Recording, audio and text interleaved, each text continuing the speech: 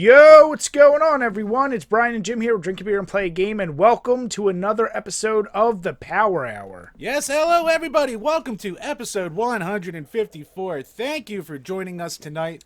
So, speaking of joining us, got to give a big shout out and thank you to Wes and Robert of Gaming Off the Grid for joining us last week. It was awesome to have them on, and we're continuing this marathon of having guests with a couple guys that we've actually talked to before. We were lucky enough to do their show a few weeks ago. We have Matt and Jay from Not for Human Consumption. Boys, how you doing? Good, man. Thanks for having us tonight. Hey, boys! Hell yeah. We had to have you boys on. We said, man, I drank all the worst combinations of beer that night, and I had such a terrible headache the next day, but it was a ton of fun. Yeah. We went for a while, so yeah, it was a great, and we do have the links below. But speaking of links, shout out to everyone. Where can they find you? Where do you want them to find you? And where should they subscribe? It's Not for Human Consumption podcast. It's all wrapped up at NFHCpodcast.com. That's where it gets the Discord link and all the socials and direct feeds of every episode. Straight download from there if you want, if you're savvy. Yeah. Not only is our podcast name long, but all of our links are long as well. So NFHCpodcast.com. Yeah, when Brian was talking about how drunk we all got, that was also partially my fault because I don't know time zones. So Brian and I are sitting in the Discord waiting like an hour before. We're throwing down like 11% beers, and I'm like, Brian may have done that thing I do again. If this was the first time, I'd be like, we all fuck up. This is literally the fifth or sixth time, and I'm like, how do you still not know fucking time zones or tell people like Eastern time? And then he doubles down and be like, no, I definitely did. And then he looks back, oh no, I fucked up again. Oh, such confidence. You guys, every time. well, you guys don't have the benefit of the one true time. Yeah, we never change, so it's tricky. I Googled a lot today to make sure we didn't fuck up our time zone here. I might have been Googling and checking the messages to make sure I didn't fuck it up this time. Yeah. Jim sends me 9 o'clock, and in the back of my head, I'm like, did he double check this? But that like I said, that was a ton of fun. And right off the bat, thank you guys for having us on that. But one of the things I wanted to ask you guys during that, but it was your show, is how did you guys come together for that show? Because that is one of the most unique podcasts out there, and you really need to give these guys a listen. Subscribe to them if you aren't already. But how did that even come about? Well, our my buddy Alan, he's the one that came up with the grand idea. We've all grown up in music backgrounds, playing in like deathcore and hardcore bands, and then later, as we age, some more mellower bands. But just the banter of hanging out at band practice studios, rehearsal places, hanging out at the bar at all the shows we would play, in and out of town, the drives back and forth from different states and such. Everybody's always like, I just want to listen to that. So Alan had the idea to put it all together. I wasn't even originally supposed to be on it. I was just supposed to be the audio guy to mix it all. And then after 2 episodes, I was like, you guys need a little bit of help. I don't know if it was that polite. Because they bought all the wrong equipment, even though they knew audio people to help them with the equipment to make it happen. So I told them what to buy, and then I went to set it up, and then Dylan talked me to being on it along with Alan out in his driveway. And then I've just been on ever since episode 3. So, it just came about from it's Alan's brainchild, baby. So may he rest in peace, but he's no longer with us. But it was, I think it was an opportunity, like, because I didn't join until, I don't know, the 80s, 70s or 80s? 87? But I think it's because we all had stories that we would tell, like when we'd be hanging out about crazy stuff going on, or just, I mean, our show is a direct representation of how we used to. Well, I mean, we still talk that way because we're doing it, but outside of the podcast, that's just how we conversate. Like, we say ridiculous things, we come up with ridiculous things, and then we have all of us being in bands, even like not even in bands together, but being just in bands around each other, stories galore. I mean, people have been begging Matt and I to do a bonus episode or a bonus show, basically, of all the dumb times. Our stories, but that would be that would almost be a podcast in its own. Yeah.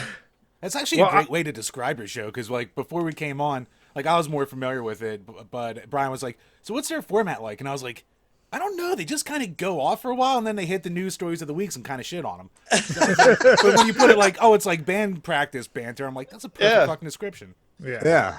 It's just like I didn't know Dylan until the podcast. Yeah. Oh, really? Wow. Jay just came on as a guest like a bunch of times, or a fill-in spot. Yeah, so like Matt and I, when you were on, we talked about Matt and I had known each other since we were kids, but I didn't meet Dylan until doing the podcast. But very but not very like-minded, I guess. But it's just he's a great dude. I love that kid to death, and it was like easy. You know what I mean? Just kind of easy click and fit. Yeah, I'm like, oh, these guys talk shit to him. I can do that. And then there's poor Walt. Yeah, it's a funny point. Like, you don't know what our format kind of was. I don't really either, which gives me such anxiety when new people are coming onto our show, because I'm like, man, it's just a mess. I don't know how to steer shit. Yeah, we figure it out. We kind of just have it be like a fun hangout, like at a bar or something. I don't know. Our show is like when people come on.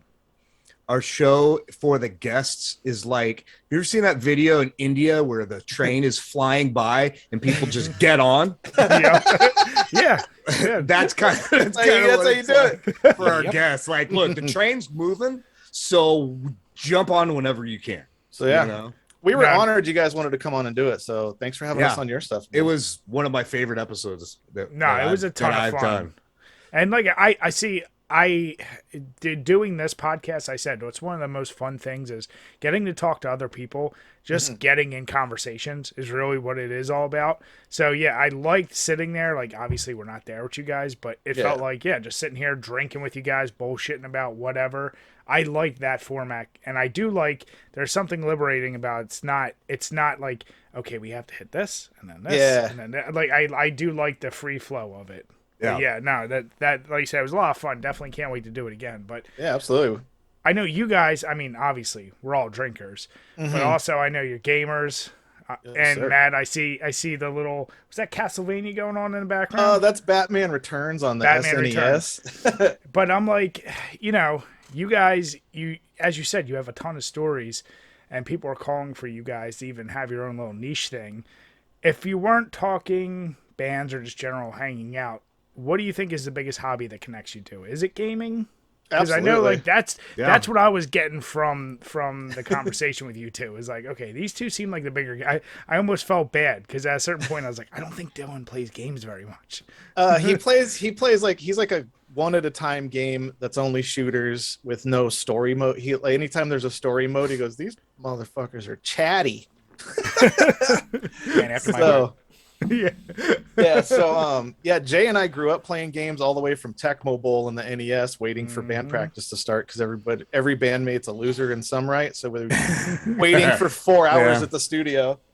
Yeah, we always had every studio we had there was always a gaming system in it.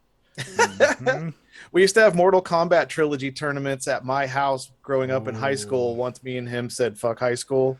Yeah, and then we would wait for the last class to get out, and 20 people would come over for Mortal Kombat trilogy tournaments on PlayStation 1. Yeah, and then but it would whittle down very fast because Matt and I we kind of fucked with people because was Mortal Kombat Gold, you could adjust the power levels to where you didn't take as much damage. So it'd come to a point where like we would just shit all over everybody. And it was just always be Matt and I fighting, and then people would be waiting, and Matt would fucking change the settings. We would fight forever, and then everybody kind of be like start doing their own thing and slowly disappear. We're like, cool, we can just play each other. Yeah. No, I love that. Now, boys, I want to ask, are you drinking with us tonight? I am, sir. I unfortunately am not because I need my sleep for my job. So If I drink, it's that. It's Working not at a good. bank and hangover is not a good combination. And I'm drinking because that's what I do, and I've been 45 minutes to work, 45 minutes late to work for 15 years. So You can't break habit at this point. can't break habit. So what you got tonight? I actually picked up something new I've never tried before. It's 21st Amendment Brewery. Okay. Yeah, Called- they're good. Brew Free or Die Blood Orange IPA. Is that the Ooh. one with the monkey or the yeah, I haven't had this before. I haven't even seen it in Arizona until tonight, so that's pretty cool. Anything blood orange is delicious. Yeah, the first sip off it, I was like, Mhm. all right, they did a good job, everybody. And then for backup, I got Santan Brewery Moon Juice. Nice. That's See. here. I'll grab the can of that. I think my favorite Santan is the Sex Panther. That stuff's pretty good. So this is 7.3 alcohol percent or Okay. whatever. Solid. Yeah, this is an Arizona brewery. I was too, gonna say so- I've never seen that one before. That Yeah. Same. We even still that need to can set looks up like something. I was researching how to send you guys a care package of some of the stuff because Arizona, believe it or not, actually has a lot of rad alcohol producers. Tons. We even got Yeah. people starting to do mead here, and mead is a favorite of mine. Yeah. I drank a whole bottle of it on the show, and Jay didn't get any because he couldn't drink that night.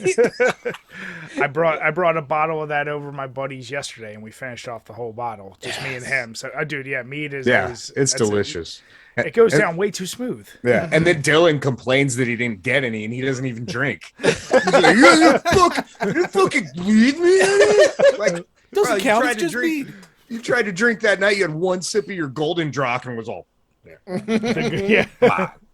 No, yeah, it's funny. Our we have our buddy Nick, who we do our bonus episodes with, and he was mentioning all the different breweries and stuff. And it seems like Arizona is like a hot spot right now. I mean, I know you're Yeah. next to California, but like it seems like you guys are really starting to get into the craft beer scene, and like Yeah. PA same way. So definitely we need to exchange some care packages. You Yeah. guys let us know which style beers you like, because we got way too many breweries in the It's state. well, and it's crazy too because you know how the breweries are now, they become bars or restaurants, you know. Oh yeah. Yeah.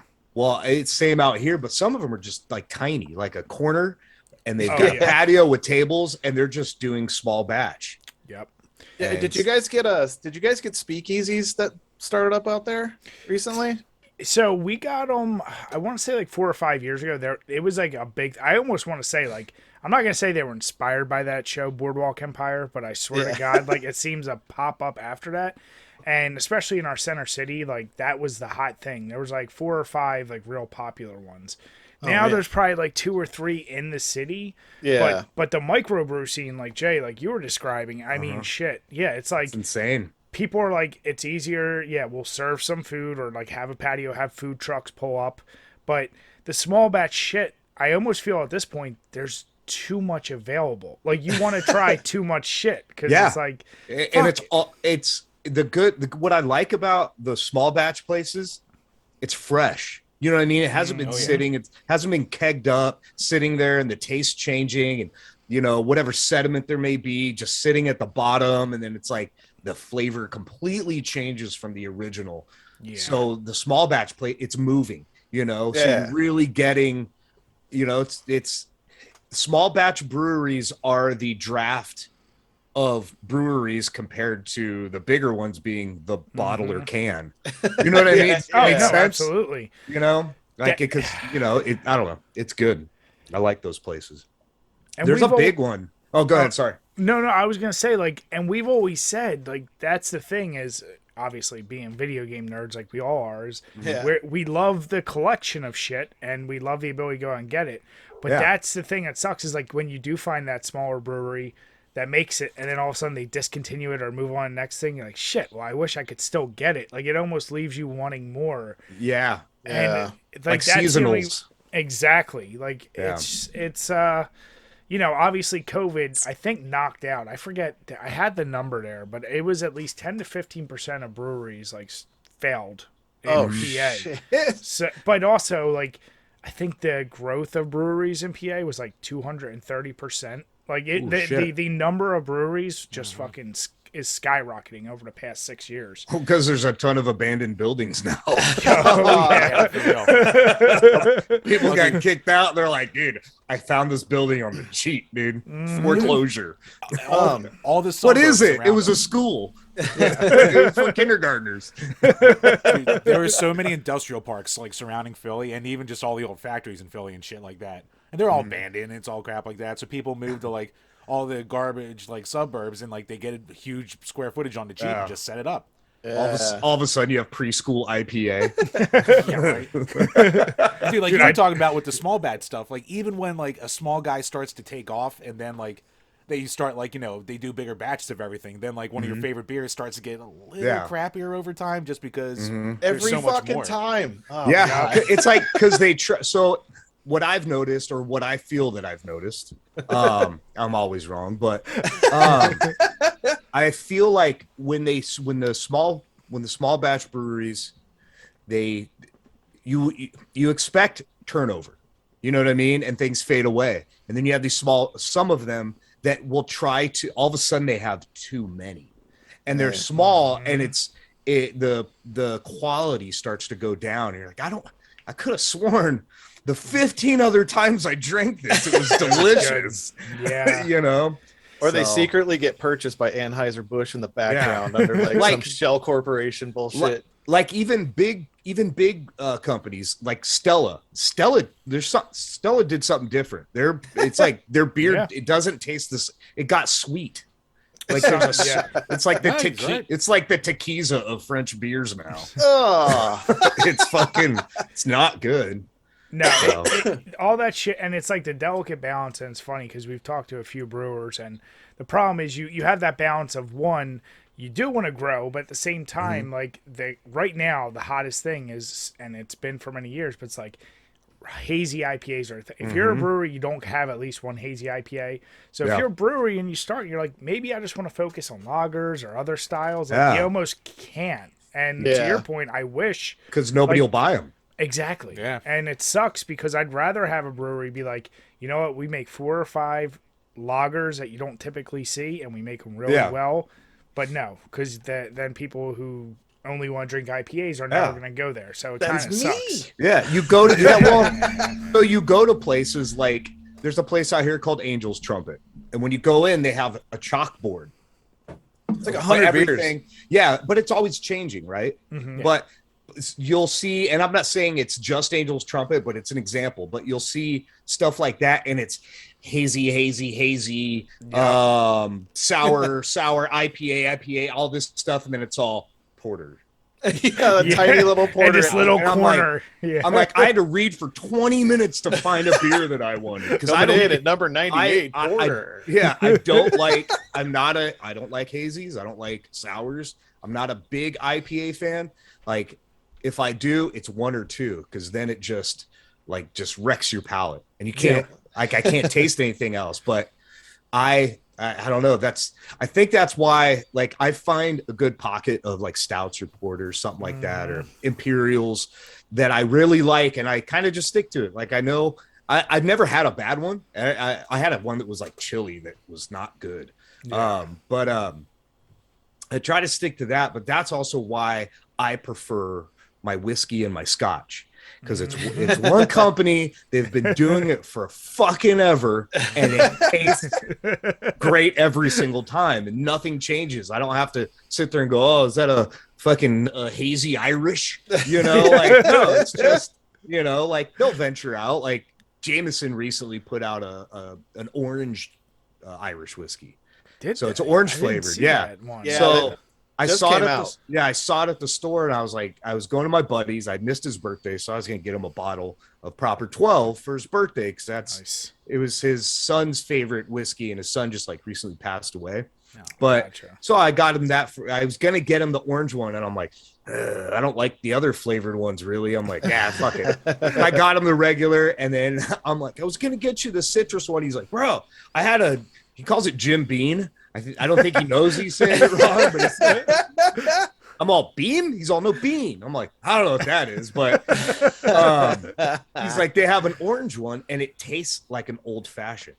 Awesome. I'm like, That's one of my favorite drinks. I'm like, shit, I should have got it, but now I want to try it. But I know if I get it for the show, I will be fucking hammered. Yes, now you have to do it. Yeah, I was shit hammered when you guys were on, and I don't get like drunk on the show really. I drink, but I was fucking hammered. We had a mandate to go get special beers for you boys. Yeah, we did. I love it. We have that effect on folks, but it's funny because Jay, I mean, everything you're mentioning. So, Jim and I, it's funny. When we started the site, we were definitely like not big fans of IPA, and then just because of the pure, like we've tried so many, it's like we like them now. And also, unfortunately, you go down craft bottle shops, especially like I'd say 60% of the aisles are IPAs, double IPAs, all those.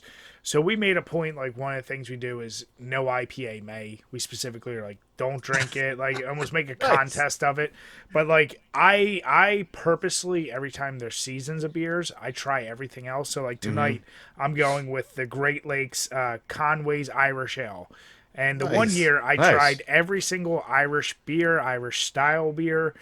So now this year I'm trying to find every one I haven't already hit up because I got like 20 of them the one year. Yeah. But like I like just trying. Like let me try something that's not just an IPA. Yeah. And I like that grocery stores now have the pick'ems. You can just grab a 6-pack. That's the way to do it. And it like they'll have singles, but they don't have them in like a 6-pack or 12-pack or whatever. And you're like, wait a sec, this isn't all right. Well, let's do it up. Yeah. That's the easiest way. For the longest time, I've now like almost always, if I like almost always try beer I don't have. It was this past weekend is the first time I've had a beer just for the sake of having it and not thinking about it, like while I'm drinking. And I had to go back to my college roots of Blue Moon. I was like, I haven't had one of those in I don't know how long. Oh, they changed, right? It changed. It changed, but man, the Blue Moon farts the next day did not change because those things, I swear to God, I don't know why those are just particularly. I was like, why is that always the worst? That never goes away. Well, that's like Guinness too, like Guinness because it's there's so much in it, so many proteins that I mean, it's like it's a protein shake. It's got all that stuff. The fish, the fuck's in it? Not fish scales, but there is a fish oil or whatever. Yeah, it's like you smell like a meathead. Yeah, like you're just like, like I had a bunch of friends that were like big, they worked out all the time, ate protein. Oh, dude. And it's a very distinct smell when they're fucking when they're dropping creatine bombs. shits. They're going, how do you like it? Creatine shits are the worst. I had a meathead friend. Me and him would just go to this place called Rose McCaffrey's. He was a bass player in one of my bands. He even has a fighting game character name. His name was Paul Phoenix. And all we would drink was Irish car bombs. And we walked past these guys, and he just was so hammered. He just looks and laughed at the guy and talked a little bit of shit as he walked past him. And then this guy got up and was trying to get us kicked out from the waitress, which he was dating. And then he was so blasted drunk, and she came over and he's like, who was talking shit? And he just walked behind her and went, I am, motherfucker, and grabbed him by his face and threw him to the ground. I was like, oh no. I kind of shied away from Irish car bombs after that night, but yeah, I shied away from him after waking up standing in a bathroom. The good old Irish car bombs, and forgetting like 8 hours of the night. They will. They'll do. Jim has plenty of those, but he gets that off Coors Light. So I saw him. Speaking of, we're all talking about good beer, and then there's Jim, and then Jim. I need this to level me out because fucking I just got back. I went up to my buddy's hunting camp for the weekend. Oh, okay. nice. It's 3 hours away. It's middle of PA, like bumblefuck. The only cigarettes you can get are USA Golds when you're out there, like that kind of thing. And so they come in a bin at the fucking register. Exactly, yeah. And so like so basically all weekend I've just been drinking shit. It's either shit beer or we went through 5 bottles of whiskey too. So and speaking of flavored ones, Crown Royal Vanilla, that shit is dangerous. Is it good? See it? Oh, it's really good. It goes down like candy. It's super smooth. I can't. I don't know. My buddy had the peach one. Well, peach is a nasty fucking flavor. I love peach. It But tasted Jay, like before you trust Jim, move your head over to the side a little bit. Oh, He has a big Keystone light right behind him, so his taste has always been questionable. well, I can accept that. Keystone has a special spot in mine and Matt's heart, though. That was It's responsible for like 5 albums. yeah.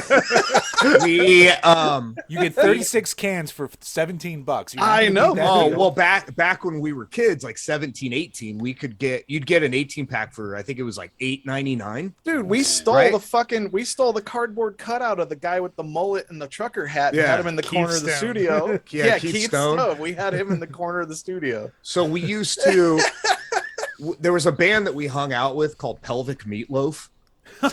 Nice. And they drank nothing but Keystone, and they're like, it's terrible, but it's cheap as fuck. So they started practicing. We started sharing a studio, so it was always around. So Matt and I were just always fucking pounding it. Well, next thing you know, like this was in the 90s where everybody carried backpacks. We walked around with 18 packs in our backpacks. And we'd sit there, we'd have it, and we'd have the zippers all to one side. So it's like you just go zip and pull one out, crack, and just all fucking day, every Good times. Like we were the drunkest 17-year-olds. Yeah, so basically great. after drinking all that shit all weekend, this is actually like leveling out the next day hangover because I'm getting too old now and it's lasting for more than a It's couple days. refreshing. I still appreciate a Coors Light. I'm with Well, you. it's mostly water, so it hydrates a bit. Yeah, it is. It is. Most hydrated been all day. I can't. Coors Light tastes like how our garbage cans smelled inside our practice studios. It was always bad. Yeah. It's like a Pavlov response. You're just like, oh, Yeah, Yeah. you got a little bit more damage to it than I do. I instantly start seeing fruit flies. I'm all, and there's none there. Yeah, speaking of that hunting cabin, it would also make a great entry for one of my favorite segments you guys have been doing lately, the bad butthole of the week. Because there wasn't a shower up there, so I'm up there for 3 days with no shower and lots of Coors Light beer shits going on the entire time. No, you didn't bring wet wipes? Oh, I mean, we had wet wipes, but it only does so much after a while. Oh, okay. They're there for days. Eventually, you just have to keep one in your ass cheeks just to cool Well, down they the start burn. to disintegrate by the time my hand gets back there, so even then I have to like triple. That's funny. You touch it and your hands are so dirty. You're like, I'm not wiping my ass with that. It was like 3 months ago I realized that every day's a butthole day, so we need to catalog the bad ones. Yeah. There's not one moment of a day where you're like, am I good down there? Like, And it's a thought per day. and always wish your loved ones a good butthole day. Yeah. Yeah. A good butthole day to you too. Thanks for Yeah. having us. Yes. It's the new May the Force will be with you, you know? Yeah. Now, Matt, Jay, I gotta ask. I know you guys are obviously busy, work, podcasts, and everything. Listen. But have you had any time? Is there a game you're playing right now? We know right now, Jim. I guess you should let people know. So you tweeted it out. You just got Elden Ring, but obviously you Yeah. started. Nice. I said he's not gonna last even 10 hours in that. He's never played any of those style games before. And Never he's touched the admittedly Souls. not great at those games, so he's not making it to 10 hours. I'm I just gotcha. guessing that. But what you guys been playing? Jay and I have been playing the Division 2. Grinding. Because we played it back in the day, but he just recently got a gaming PC, and I Ooh. got this rig like a year and a half or so ago. And then I've found the joy in rebuying old games that I played a shitload on my PlayStation 4 and seeing how it was really meant to be played and all of its like powerful PC beauty. Yeah. So I actually, from you guys, I'm going to do the 50 games for 2022. So. Hell yeah, I Nice. like it. So so far I got the Division 2. We just beat the Destiny 2 Witch Queen Legendary run. Nice. Ooh. When did you beat that? Thursday? Oh, you fuck. I'll help you, but it's that So I'm counting that as one of the games. I know it's a game that never ends, but the campaign is like 10 hours, and No, the legendary difficulty on this new Destiny 2 campaign is harder than any Halo legendary campaign that exists. We played for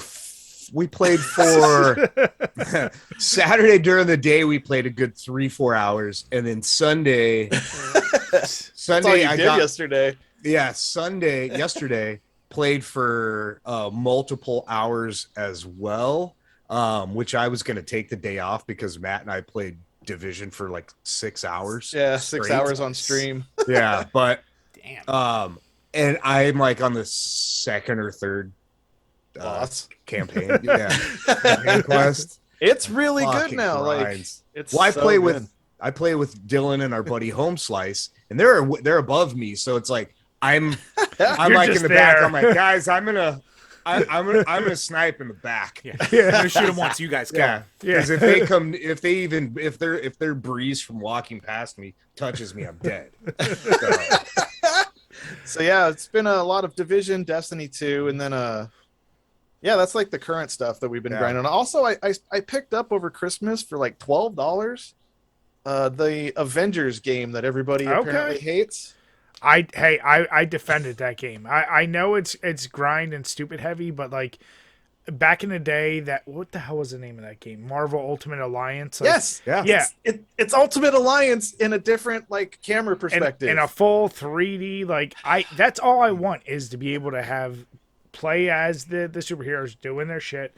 Yeah, I don't need a super flushed out story. Yes, it's a good story though so far too. Though, like it's pretty decent comic book fodder, man. I don't know. Yeah. You remember a lot of things better than I do. What was the one I was playing when we lived together? The X-Men one. X-Men Legends.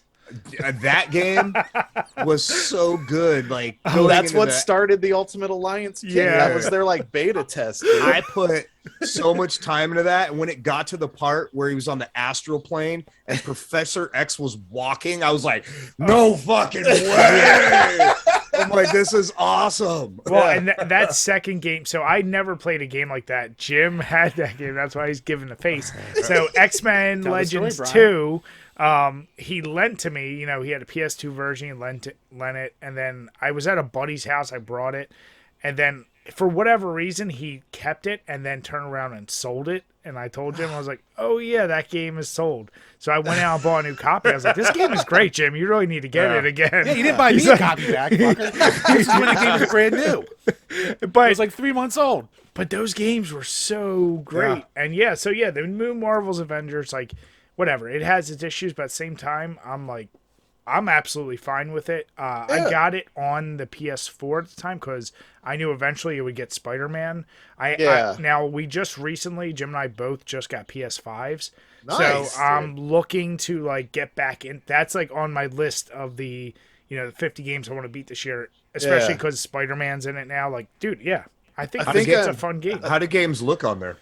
Dude, they're it's funny. I got the gaming PC too now. But I still because I have such a backlog on even my original Xbox One, that the improvement from Xbox One to PS5, the main game I'm going through right now is God of War, and you can download the free update to bring it to PS5. All the textures and stuff. It looks, every time I see these, I go, is the game really going to look that much different? And I play, I'm like, holy shit, it really does. It's really impressive. I want to download... They just came out with the God of War that just came out on PC. It's the original. It's the same one. Oh yeah. It's been so hard for me not to buy it because I had it when I got my PlayStation 4. Yep. I go in gaps between gaming systems. As well you should. Yep. When I got a PlayStation 4 because everybody's playing on PlayStation because Xbox is trash, but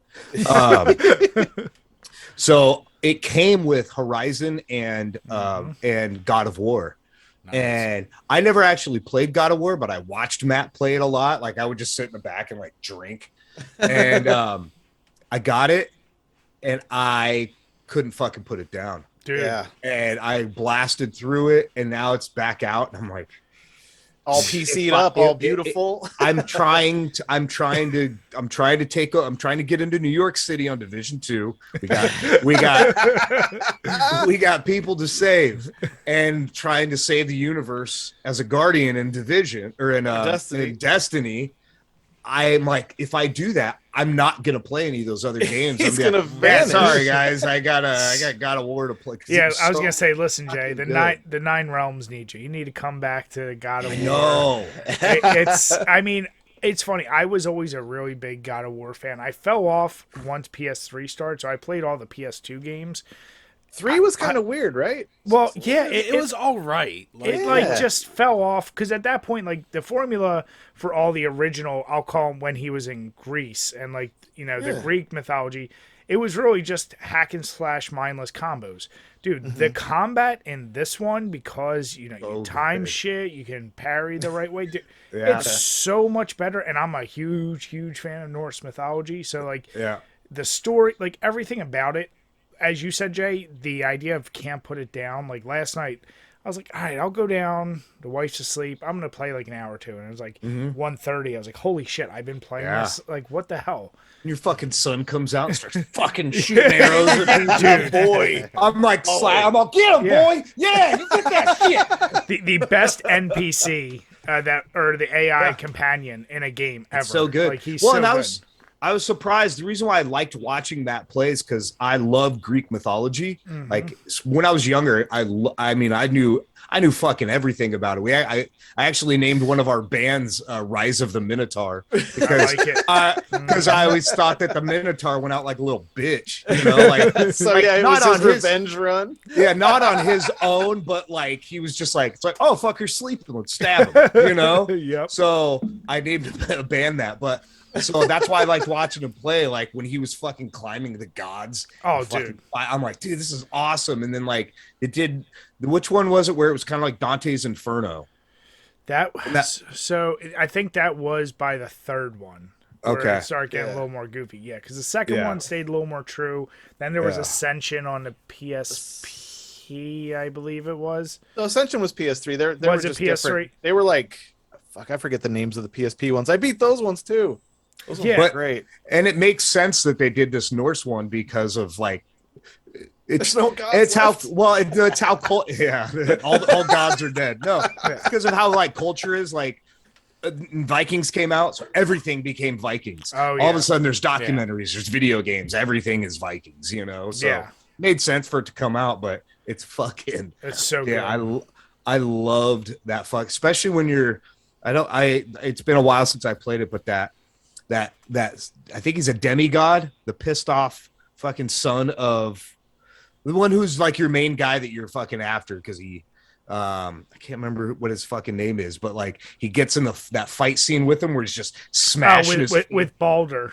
Yeah, dude, he's like that whole fight, dude. I was like this. You're like, what the like, fuck is he?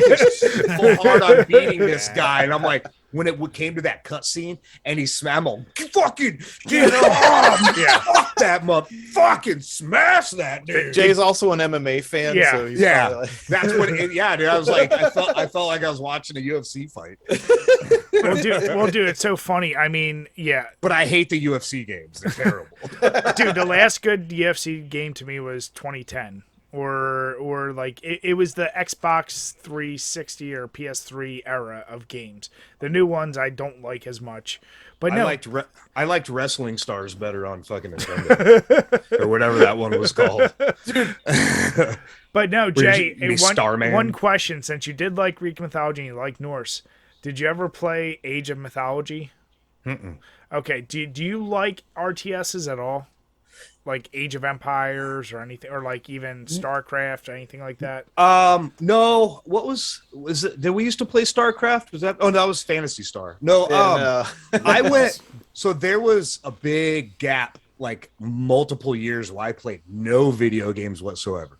Like I didn't play at all. Like almost 10 years. Yeah. So I missed like a big gap, and when I had stopped playing, we were doing. Like competitive Rainbow Six, and what else were we playing? Halo competitively, like Halo 2, Halo 3, Rainbow Six. Yeah. And we had clans and stuff, and like Oh, it was shit. very competitive. And then I just kind of Stop. stopped. Was it ladders on game battles or whatever? Like we were climbing like the ladder ranks Yeah. and shit, like setting Oh. up fucking matches. Yeah, but it's been I missed a lot of them, and now like He's catching up. I am like I like the adventure one. I like games like Fallen Order, Jedi Fallen Order. I love games. Okay. I love those types of games. It's a Souls light. They've gotten me into Remnant, which it feels like Division to me. Yeah, have you guys played the Division type. Remnant from the Ashes? No, I didn't even hear that. It's Good. it's a small developer, and they made a game that's Dark Souls with guns. Yeah, And there's special bosses. Everything comes back. You check in at a crystal, which is your campfire. It's 3-player co-op. And all the I've seen bosses- this. This game is available on. It's one of the ones on Xbox Game Pass. I always like look Yeah. at. I'm like, get in there. It's so fucking good. It's one of those games where if you're gonna play it, make sure you have several hours blocked off Yeah. because it's one of those where you're like, it's not that it's so long, but it's like you get into it and you're like, all right, well, just I'll move on to the next portion. And then you do it, and you're all amped up. You're like, well, okay, well, what's what's let's after just go to this? the next one. Let's see what's So you're after. trying to, and like, then you just keep going and going. You're trying to farm the bosses for like certain loot, like a certain ring, but the bosses have 2 different ways to kill them. So, and they have different loot tables per different way to Yeah. kill them, which extends the game even longer. Mhm. It's very dark. It's Dark Souls with fucking guns. Yeah, It's you really can. fucking It's like good. a choose your own adventure. Like once you get to the boss, they're like they can task you with a quest, and you can either accept it or deny it. Yeah. And then you can fight them like immediately. Or there's one guy, you accept the quest and you go get this thing, bring it back to him. He's like, you got it? And you're like, nah, I've decided to keep it. Let's fight. You know? Fuck your mother. I keep it. Yeah. So and then he's like, oh, really? Well, fucking how do you feel about 400 dudes? Yeah, coming so in? you just keep your same character and you just keep replaying it and upping the difficulty like a Diablo. You just keep Yeah. making it harder and harder, which gives up different loot tables every time. It's really nice. Yeah. And you basically you'll find it's kind of like I guess it's Destiny in a sense, or even Division, where once you find like a set of armor or something you like or a weapon, you keep it and you don't get new weapons. You do whatever and you just keep upgrading those upgrading the weapons, shit. Yeah. upgrade the armor, even if it's just like visually you're like this looks cool, so I'm gonna whatever. So it's fun, and you can add charms like necklaces and rings, and this is all new to me. I've never really done these kind of games, like, But now you're hooked. yeah, because like the furthest I went with games like this, I guess, would be like Zelda, you know what I mean, like on Nintendo, like. But Yeah. I don't know, it's I have a good, it's good now that I'm in my 40s. And I don't go out. I don't do anything. Even my girlfriend now, like she'll come over, and I'm like, all right, babe, I just gotta One more. Just one more. Yeah. I get on, and I'm like, all right, I'm back, babe. And she's all, you're what? I'm like, oh no, the guys. You actually turned into the he nutted in me and started gaming meme. Yeah, pretty much. So Matt, I love to hear that you're part of Level 50J. You should join that too. Like I said, it's crazy because we've got a lot of good feedback. So, some people that have been doing it with us have already beat 50 games. Yeah. And that's insane. Like Jim and I'm at like 21, Jim's at like 17-ish, but like this month is a slowdown month because we're playing. But like a lot of our Patreons, I know they've been, man, you guys been chugging away. I want to say everyone that keeps joining, we love to see that. And Jim, I know you said we do got some questions this week, so what do we got from our awesome patrons this week? Yes, patreon.com/DrinkABeerandPlayAGame, where for as little as $2 a month, you can ask a question and we will answer on each and every single one of these Power Hour podcasts. So first up, this first one's a holdover from last week because it was my first time, like our first time talking to the Gaming Off the Grid boys. So I was like, I don't know if I should break this one out yet. Wait, Jim, before you go, let's give a special thanks to Ryan from Retro Game Brews. Oh, yeah. Ryan from Retro Game Brews signing up for joining the Patreon this past week. So thank you so much, man. Make sure to go out and check out his podcast excuse me, Gamers Week. So The weekend's coming back. yeah, it really is. I'm struggling today, man. All those Zimas. Leave my precious Zimas out of this. My Zimas and my seltzers. I was all talk about the whiskey. But yeah, no, he has a podcast called Gamers Week, and it's great. It's another like kind of going over the big news stories, a little more professionally than we do it, but they have their own feel to it. So definitely check that out too.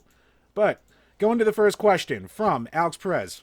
So, perhaps part of the above question, can you share with us the first chronological entry in Jim's Krusty Corner? Oh, boy. So, I don't think Matt and Jay know, but that's the little gimmick we called my love for, let's say, lewd games. So, Lewd games. yeah. Lewd games and just lewd everything and just your personality, Jim. Okay, Okay. If we're going beyond games, then it's... Yeah. So No, wait. I meant to bring this up last time and I forgot, but I'll let you finish, but I have a lewd game. Ah, yes. Okay. Okay, so, I mean, if we're going lifetime of Jim's Krusty Corner, I guess it's going to have to be the old underwear ads from the Kmart inserts into Sunday paper. You used to toss off to Kmart? Yep. Hey, they had brown Good for you, underwear bud. bottles, and that would get hidden Hey. behind my goddamn dresser Good for you, And- bud. on a nice lonely night when Jim needed some me time. It was, and then that progressed into finding like on my brother had an old '92 Mac, and like I didn't even know how he ever got internet on this goddamn thing. But one day I was just dicking around on it, and like I came across this like super hidden folder that had like old Janet Jameson pictures from her first Playboy spread. So I was like, what? Oh, Yeah, that's what made me a man. when she wasn't looking like a monster. Yeah, basically. Yeah. I'll add to your crusty corner. Please do. Mine was I had a Sports Illustrated swimsuit issue, and it was Elle McPherson, and she had this neon green bathing suit on, and you could just slightly make out nipples. I remember that one. She's all wet, and like you could just, and I'm just like.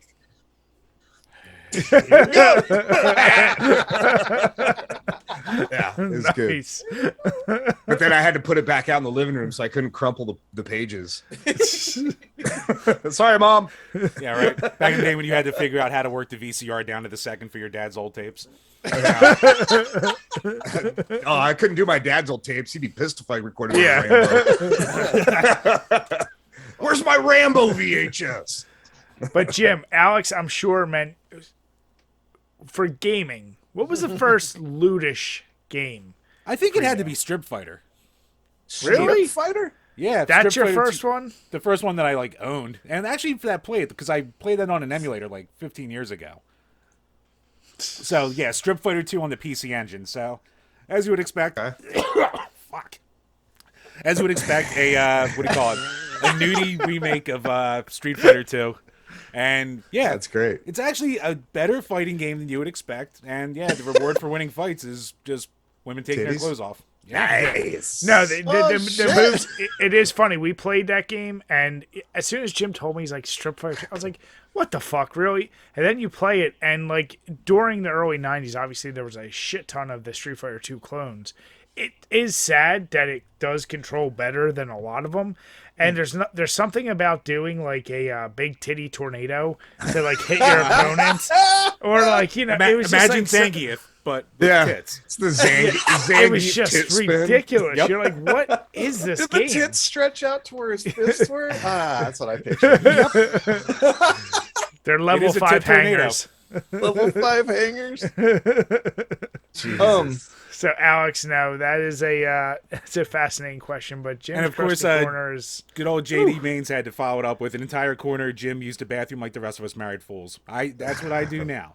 I have a bathroom in my game room, so that's my me spot. Nice, you don't- dude. what you don't know is what's behind that Keystone flag. A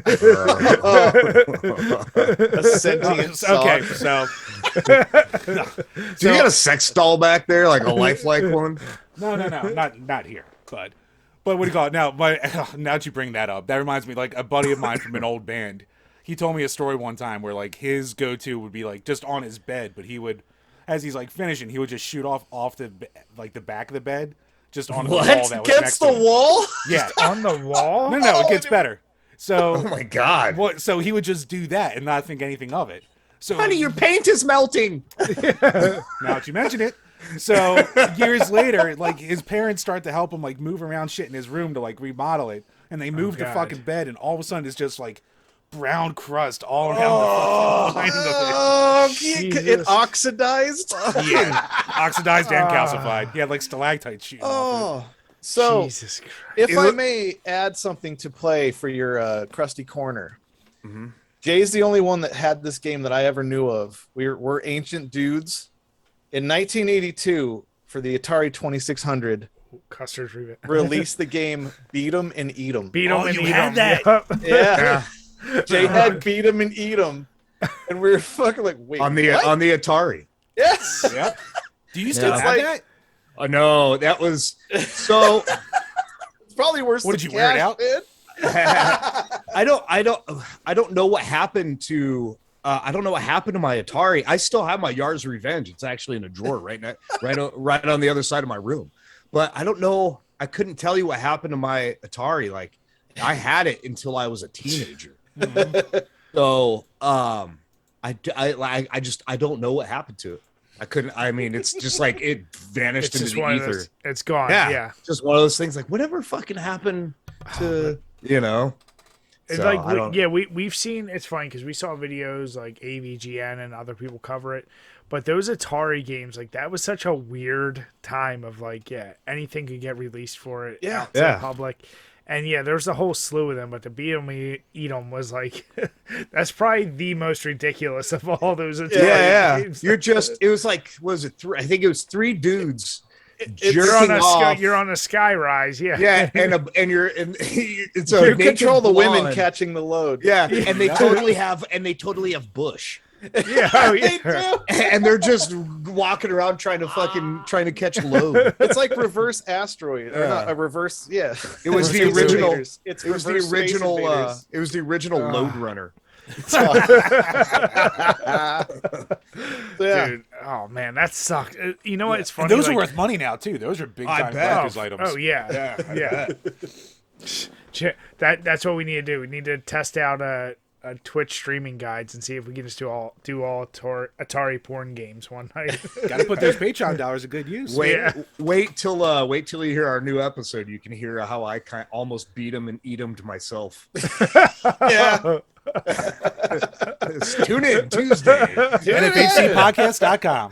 Yep. Check those links. Available on all Yeah. podcast platforms. An unfortunate load placement. Yeah. A series of unfortunate Siemens. Oh, God. All right, next up from Michael Soto. What game series have you been waiting for another title for the most? I know most say Elder Scrolls or GTA. For me, I just need Skate 4. Skate 4? I don't think I ever played Skate. Yeah, I never we- played any of them. I'd say a legit new Fallout. Like, I like the Bethesda shit. So, I'd go Fallout. Elder Scrolls would be easy enough. So, since he already said that's the easiest one. Because, honestly, I would have said Resident Evil, so that's my favorite series. But we just got Village, so I can't really say that anymore. Yeah. So, I'll just go with, like, a new Fallout that's not online. Need it. I'm looking forward to Mass Effect 4. Return to that was form coming. after Andromeda. Yeah, I still I'm an Andromeda apologist, but a true Mass Effect 4 will be the fucking shit to me. Yeah, I still need to play Andromeda. I love the first three, but I never got around to it. It has the best combat and movement. Worst story, but the graphics and the combat make up for like All the other their bullshit. shitty writing. Was the question for extension of games or just a new game? I think just like a series that you love that has Yeah, been around for- series. Oh, gotcha. Yeah. I mean, I don't know about series, but something I've been looking forward to is the remake of KOTOR, Knights of the Old Republic. Oh yeah, that's a good Ooh, one. yeah. They're supposed to from what I understand, I could be wrong. Matt knows more than I do, but I think they're just like resurfacing the entire game. Yeah, new gameplay, new graphics, new everything, same story. Yeah. Oh, nice. Yeah. Even new Darth Vader. combat. Like, Yeah. I guess you could do the turn-based if you want, Yeah. or they're going to make it action-y. Like, I guess you could, like, there's a Which slider I'm or fine. something. Yeah. And I never there played was- the originals, so like I the- always wanted to play that. Yeah. The original, the one that I played wasn't like really, it wasn't like too turn based. I mean, you could kind of go along and get yourself Do in what you- fights, Yeah. but you did have to kind of stop and like choose who you're Yeah. gonna hit with your weapons. Yeah, that's turn. Yeah, but it wasn't like where you stop and Stop it's and like, nothing can happen. and then it's like your guy's focused on one enemy. It's like you can't. If I remember, it's been a long time, but you couldn't unlock from one person. You had to kind of stay focused on that person to kill them. If I remember correct, I've had trauma, so I forget a lot of things. But yeah, I'm looking forward to that. So I mean, I guess series wise, it's Star Wars, and there's a lot of that. So How about you, Chambers? Twisted Metal. For the love of God, just give me What? another Twisted Metal. Twisted would- Metal. we were just talking about that not too long ago. I would love some Twisted Metal. They're making a movie. Are they? Is it a Yeah. movie or is it a show? Yeah, I thought it was it's a show. Yeah, With that would Anthony be Mackie. nice. Yeah. Anthony Mackie, I think The that's going to Falcon? be the lead. Yeah. the Falcon, the Yeah. sleeve Wait, from the, is he- the is he lesser fucking I Netflix. think it was confirmed he's going to be. We can look it up. Huh. That's Yeah, awesome. we thought. I thought. Fucking- See, I Like, thought the a series guy was named just about John Sweet Doe. Tooth. John No, Doe. Sweet Tooth shows up, but like, yeah, he plays some guy named John Doe who doesn't remember who he is, and he has to like fight in a Twisted Metal tournament. Yeah, to John Doe is the driver of Spectre. I think you're right. Yeah, that Shit, was your you're right. character because you were always Spectre and I was Roadkill. Yeah, because the character for that car is the car, and the guy is just the vessel to steer it. They have some Yeah. weird shit. Yeah, I'm pretty sure that John Doe is the Spectre, the driver for Spectre. I'm probably wrong because I always am not right. So You and me both. Yes. I'm owed a Toyota 4Runner from a fucking Twisted Metal 3 competition tournament we had, and that guy fucking never paid up. I don't think anyone's actually going to win this shit. Fuck. it wasn't just a Toyota 4Runner. It was a Triton. Oh yeah, the giant badass keyboard and yeah. his car. His keyboard, his car, $1,000, and his guitar. I embarrassed that man. It on was Twisted like, Metal 3 wow. one night. It was like $40,000 worth of shit. Damn. And he never even gave me. He didn't even give me lunch the next No, day. nothing. What he did do was break the controller into pieces. Yeah. Smashed it. So, Jay, I got to give you kudos. So, yes, Mackie is starring as John Doe, a smart-ass milkman who talks as fast as he drives, as they put it. So, it's Nice. listed as an action comedy, and Will has Arnett to and be. Mark Foreman were the ones who got the material, and apparently the people who wrote for Cobra Kai are writing for this. Okay, they could pull this off. So then. yeah, it's gonna be Hell yeah. definitely more of a I think on the comedy side, which is good because the last thing you'd want is for them to take this shit serious at all. Yeah. Like, don't do the DC shit. Like make it funny, make it Anthony Mackie, he'll do fine, but it's Peacock and it's half an hour episodes. So Okay. I could It'll get be down with that, dude. Because if they don't make it funny, it's gonna be like that shitty. There was a shitty like early 2000s movie where they were prisoners that had to race cars. is that the one with Jason Statham? It was Death like- Race. Death Death Race. Race. Yeah. Ugh. It was a remake Yeah. of like the old one, right? Don't death race my fucking Twisted Metal. Yeah. So this show, if they're not going to take themselves seriously, the Calypso, the guy that puts on the Twisted Metal tournament, they need to Yeah. get the guy that plays Casanova Frankenstein from Mystery Men and just do that character again with the name Fuck, Calypso. Wow, that what would a be drop fucking there. perfect. It'd be so Go, fucking perfect. Mystery Men. I think that's the first Mystery Men reference I've ever heard in my life. And Casanova Frankenstein, he's Yeah. dear to my heart. Yeah. That's No, awesome. but no, good call, Jim. Yep. And last up from Burned Retinas, which light gun arcade shooter gave you the most replay value? Does he mean at home or just going to the arcades? He just said light gun shooter. So pick your poison.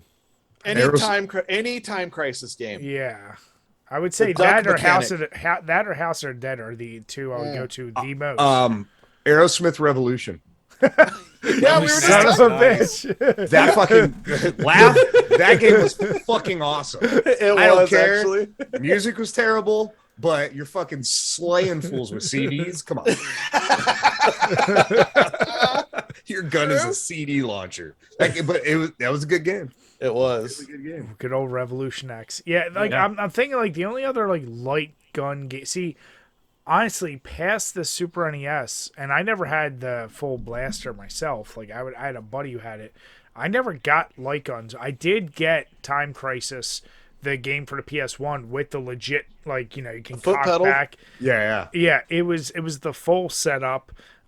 Honestly, at home though, it was everybody's first, which was friggin' Duck Hunt. Like that was the game everyone played because it came with your NES. Yeah. So you're like, I would even say Hogan's Alley. Hogan's Alley was great on Nintendo.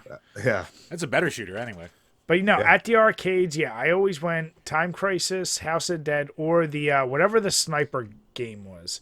Where, like, you had, like, the actual scope. Silent Scope. Silent Scope, yeah. Yep. I got thrown against the hood of my car when I got pulled over because I was speeding to return it because the gun broke. And the gun was built. The gun was built in the back seat. And I said, "Did you have any weapons in your car?" I was like, "No." And he's like, "Get out." And I was like, "What's wrong?" And he's like, "Fucking threw me against the hood of the car." And I was like, "It's green with orange tips. What the fuck is your problem?" And that's trauma. Yeah. What about you, Chambers? Ones we already said. If it comes to like an arcade, like a legit one, then it's gonna be either Time Crisis, House of the Dead, or Area 51. I remember playing Area 51 was a good one. Yeah. I like the. Oops, sorry. Oh, good. Sorry. No, go ahead. No, and then for home, Brian's gonna hate me for this, but it's gonna be You can't say typing. Dead. Hey, that is not a gun, asshole. That's a goddamn keyboard. You can't say. He didn't say what love keyboard that, dude. fighting. Yeah, Jim just liked it because his mom made him type at home. So I didn't have it. game he could do really well.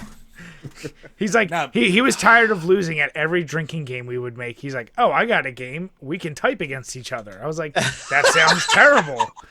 Who invited you? This is terrible. That party. sounds like a drinking game in the movie Weird Science. Yeah. Not Weird Science, Real Genius. That's what you get from Jim. It's true. But yeah, what do you call it? If you went like legit like gun game though, what do you call it? T2 arcade? And I did that that with one the was fucking Genesis controller. That was a nightmare to do it that way. Did you play they did like a remake version of it, like An arcade 1-up just came out. Yeah, and it was really? that one was fucking hard as shit. Run out of ammo before you killed one person. Oh wow! No, I mean there was the ones that like based on like Terminator Salvation, right? You can play. Yeah. Those games, Yeah, dude. You just sit there and you're just like your hands cramping from squeezing the trigger because like it's a Dave and Buster's game, so you're not supposed to win. Oh yeah. So you're just like you're $50 in and you've killed 2 people. Oh dude, your card is melting trying to get past the second level. Yeah. Oh, goddamn. Like why can't I just leave my card in? I can't think of the name of it, but there's one. You're a future cop in LA, and you stand up on this giant machine, and it spins you around, and you're on this giant mech platform holding a gigantic gun that's as big as you, and you're flying around LA shooting everybody as a cop, which is kind of funny. Kind of like Operation Horned Owl. I don't know, man. I forget what the fuck it's called. I played it and it was awesome, or I had too many free drinks for George's birthday. But it seemed fucking awesome. I just remember we were in LA flying between the skyscrapers, just owning everything in sight. That was one of those that you got in like the whole deal. No, you just stand on a platform, but you're almost like an elliptical at the gym. Like you strap in 2 feet and it'll shift you everywhere. I wish I remember the name of it, but I can't let this question go by without giving a shout out to Operation Wolf. That's the one that started it all, dude. That's like the Wolfenstein of the shooters, dude. Yeah, I forgot about Operation Wolf. It was so hard to like. My light gun broke and I had to use the controller. Impossible. Oh, dude. Yeah. Going to those controllers on any of those, like, it's rough. You're like holding down left. It's all. Although the Wii kind of fixed that when they would port that shit randomly because the little sensor nunchuck they called it, that was pretty good on some of those. Oh yeah, House of the Dead Overkill and shit like that was freaking great on the Wii. Yeah, I don't know. I didn't last very long, but you guys remember the Xbox Connect? I Terrible. Both of them. Yeah, there was the cowboy one where you're like a marionette doll, Oh, You're like I a didn't play skeleton that one. marionette doll, and like you walk, and then like one hand you go like this to shoot, and then the other one is reload. So you're just Nice. walking around going like this, fucking with your hands, and there's no controllers. So, and then like 5 minutes in, you're like, fucking dude, I can't lift my I'm arms. tired. Dude. What's that, like a port of like Mad Dog McCree on the Connect or something like that? Well, that's it. It was on Xbox Connect, but I can't remember the name of it. You were a marionette. You were a skeleton marionette doll, fucking Old West cop, like a sheriff. I can't remember what it was called. You're Woody from Toy Story. Like, Pretty much, yeah, Dead Woody. Oh, Dude, that'd be a great game name, Dead Woody. The gun stringer.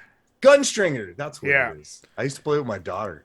Nice. It was fun, tiring, fun.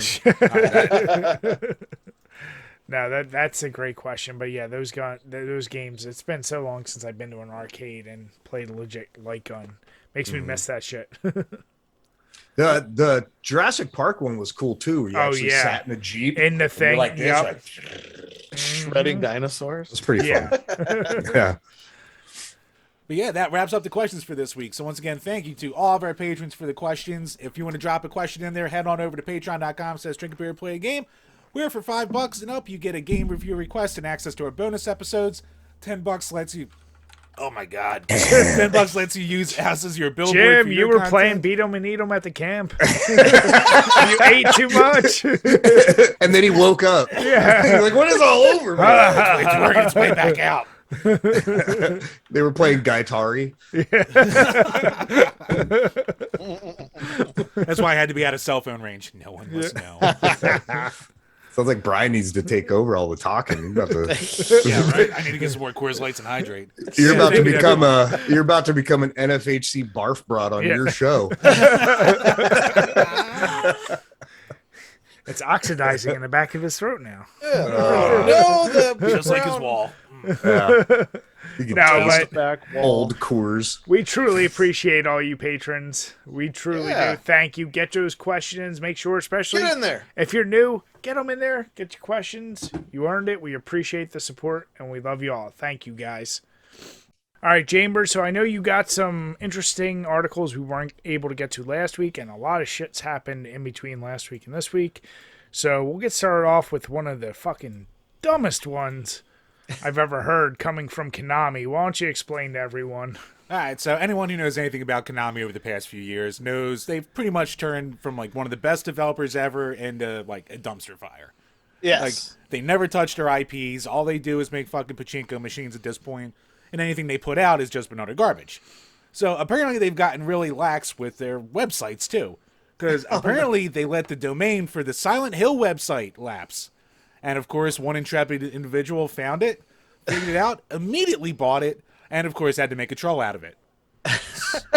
So when you go there now, it goes to a single tweet by Masahiro Ito, the guy who designed Silent Hill, that just says, "I wish I hadn't designed fucking Pyramid Head." That's a real tweet from him, yeah. Yep. Dude, Wow. That's how? funny. Like, fine, they're lax, but how do you let, arguably, easily within your top 5 biggest franchises ever, the fucking domain go? Like, how do you not have it on auto renew or so? Like, that's so ridiculous. Even for like the fact that there's like movies and shit, like even a movie studio fucked up too. Yeah. Yeah. Like, it's been licensed. It's the Silent Hill, the Pyramid Head especially, was licensed out to Dead by Daylight, which is still like the biggest horror game out right now. Oh yeah. Dude, like, yeah, that thing's been out everywhere, and now they just got this idiot. Well, smart on him. I will say that. If I saw like ResidentEvil.com was available, I mean, I wouldn't use it for just a shit post. I would use it, but like hold out to like sell it back. But god damn, that's so stupid. I don't know. Like, I don't feel like we're allowed to say anything about stealing and taking domain names. We're pretty guilty of that. We, A lot of competitors' podcast domain name once. Oh, Yeah, that's funny. so you type in their podcast and it would go to our podcast. That's funny. That's a good kind of domain trolling. Yeah. And, Yeah. and especially like this it one, didn't, but that's it didn't hurt nobody, but It was pretty funny. So yeah, Pyramid Head was only really in what, Silent Hill 2? Pretty much, and then they eventually shoehorned him into like some of the later ones, I think. But by then, I kind of stopped playing them. But And then they made him a big character in the movie. oh yeah, they basically shoehorned him into the story of 1 for the movie. Yeah. So here's something interesting. While we're talking, I looked it up. In 2019, SilentHill.com was up for sale because Konami actually abandoned it, and the domain name back then was on sale for $9,800. Oof. So Somebody couldn't have bought it for almost 10 grand. I mean that it was because basically, yeah, it was completely abandoned by Konami for whatever reason. Yeah, so apparently Konami just never cared about it, and then now this guy, I don't know what he paid for it, but yeah, in 2019 it was going for almost 10 grand. So they're like the boyfriend that didn't want anything to do with their ex-girlfriend until she started fucking somebody else. Yeah. Like, no, I don't care. Wait, you're what? No, Yeah, it's my toy. So Yeah. is Silent Hill, wasn't that the PS3 demo that was going to be at like that and never ending PT. hallway of PT? Yep. That was a Yep. Silent Hill experience, right? Yep, that was like the big reveal at the end of it, and it was good. And that was the last thing, and then they never touched it again. And that's kind that's of when the thing all that, the shit fell apart. and that's also kind of what like Death Stranding sort of turned into, because like Silent Hills was first going to be Kojima and Guillermo del Toro kind of like pairing up. Yeah. So then they eventually paired up for Death Stranding and shit like that. But and there's also like rumors going around. I didn't link anything because nothing's confirmed yet. But there's like a rumor that PlayStation's basically going to buy a major IP from Konami. So for the love of God, please make it be like either Castlevania or fucking Silent Hill or something. Metal Gear. I need them to do Castlevania new stuff. I know. Like, Yeah. especially I'm with missing how like a Dark Souls kind of style Castlevania would be fucking sick. You know what's funny? You talk about apologists. I liked Lords of Shadow. I still have First to one. play those ones. The second one I haven't played yet, but the first one I remember playing. I was like, this game is getting weird hate that I don't get. Like, I was fine not being full Metroidvania for once and going to more action. Those kind of annoy me after a while, the Metroidvania shit. They just get boring after. Like, at some point, like, you get lost, and if you're not all in on it, you're going to Then you quit. fucking forget. Yeah. Which, Jim, by the way, you should have seen multiple times the guy who made, I think, Elden Scrolls said, you need to keep a notepad if you want to keep track, because nothing's kept track for you. Oh no, I've already heard about that. That was already a big. Which I know I mean, you out want of spite, to. I'm going to do at least 10 hours, but no, I'll see how far I get. Do me that a like- favor. is If you enjoy the game a little bit, go to your PS4 and buy Bloodborne, and then Dude, just I was beat gonna that say and love your life. Bloodborne is I actually tried Dark Souls, the original Dark Souls. I put I don't know, a solid 20 hours into it. I was fine, but it was a game where it just never drew me in. And then when I did step away, I completely forgot where everything was. Yeah. So I moved right on to Bloodborne, and I loved that game. And similar to God of War, it gets a free update to PS5, like the graphics and everything. So nice. it's a must play. Bloodborne to me is the one that makes the most sense. And from everyone I talk to, it's like that's the more action, fast paced. And I think the look just looks better than all those You other can't block. You don't have a shield. You have a Exactly. fucking like blunderbuss pistol or some shit, and you just parry everything with it instead of blocks. You're like, fuck. Exactly. Instead of being like, you say, Wasn't fuck off there- and shoot him. Because I didn't get deep into Castlevania. Is more, I was with Nintendo or whatever it was on. Didn't they have something similar where you had your whip and like that's how you like parried like Yeah, some of them. projectiles and stuff like that? You'd have to hit them, yeah, as they came into you. Yeah, I mean, the original Castlevania games, like, they're fucking tough. But because of stupid shit, like, you get knocked back into a pit or whatever. But, like, yeah, Castlevania remake. Now I'm curious. I want to see what Castlevania. I didn't realize Alucard was Dracula backwards until like a year ago. It took me a long time to realize that. Yeah, too. I'm like, that's a cool name. I'm like, I wonder, is there like some lore? Is there like Anne Rice involved or something?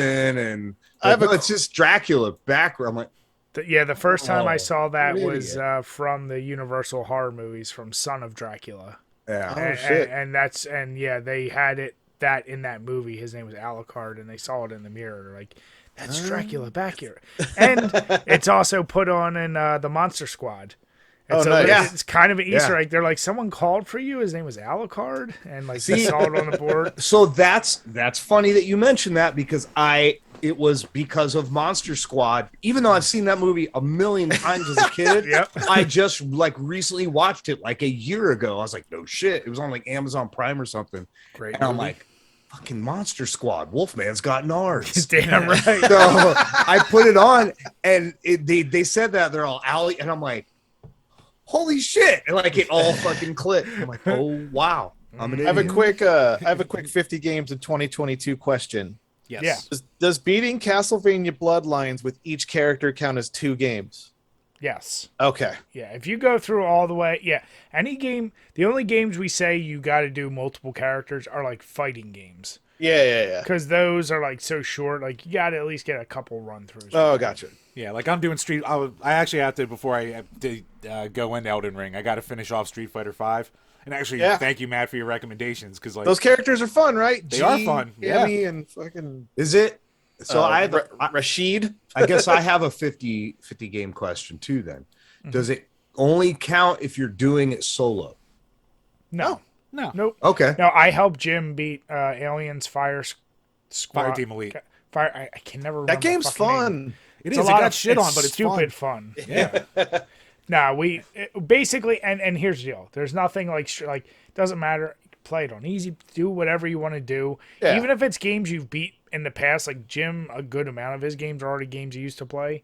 And the thing is, like, it's just, I was more curious, like, how many games do I think I beat in a year? And 50 just sounds like reasonable. Now we're hyper focused on it, and I'm like, we're definitely going to get past 50. But, like, in the average year, I don't know how many games you really actually beat, even if it's ones you replay. So if I could get a good emulator for, like, Contra and, like, Gradius, Life Force, like, those kind of games, I could send you some links after the podcast. I could have that thing done in a week. I used to do a thing on my I used to do a thing on my Twitch stream called Finish It February, where every night on stream was taking something from the back catalog. I stopped halfway through and try to finish that stuff. It's pretty good. Perfect. Yeah, 50 in 2022 is last year. Yeah. Well, that is, you know what, like, honestly, with digital game, and now that you guys are PC gamers, especially if you go on Steam, like, you get in on those lunar sales or summer sales, and, like, all of a sudden, you're going to have an electronic backlog, you're going to have a physical backlog, and I almost am at the point where I will refuse to buy a new game unless I finish at least 5 of my back catalog, because I'm like, I can't keep just piling up the games and just not getting to them. Yeah. That's where I'm at with Elden Ring. I'm like, I'm halfway through Dark Souls 3. I'm not buying fucking Elden Ring until I at least play another 10 hours of Dark Souls 3. So I have, I just pulled my Steam up. And I have this, where is it? Where's my LeBerry? LeBerry.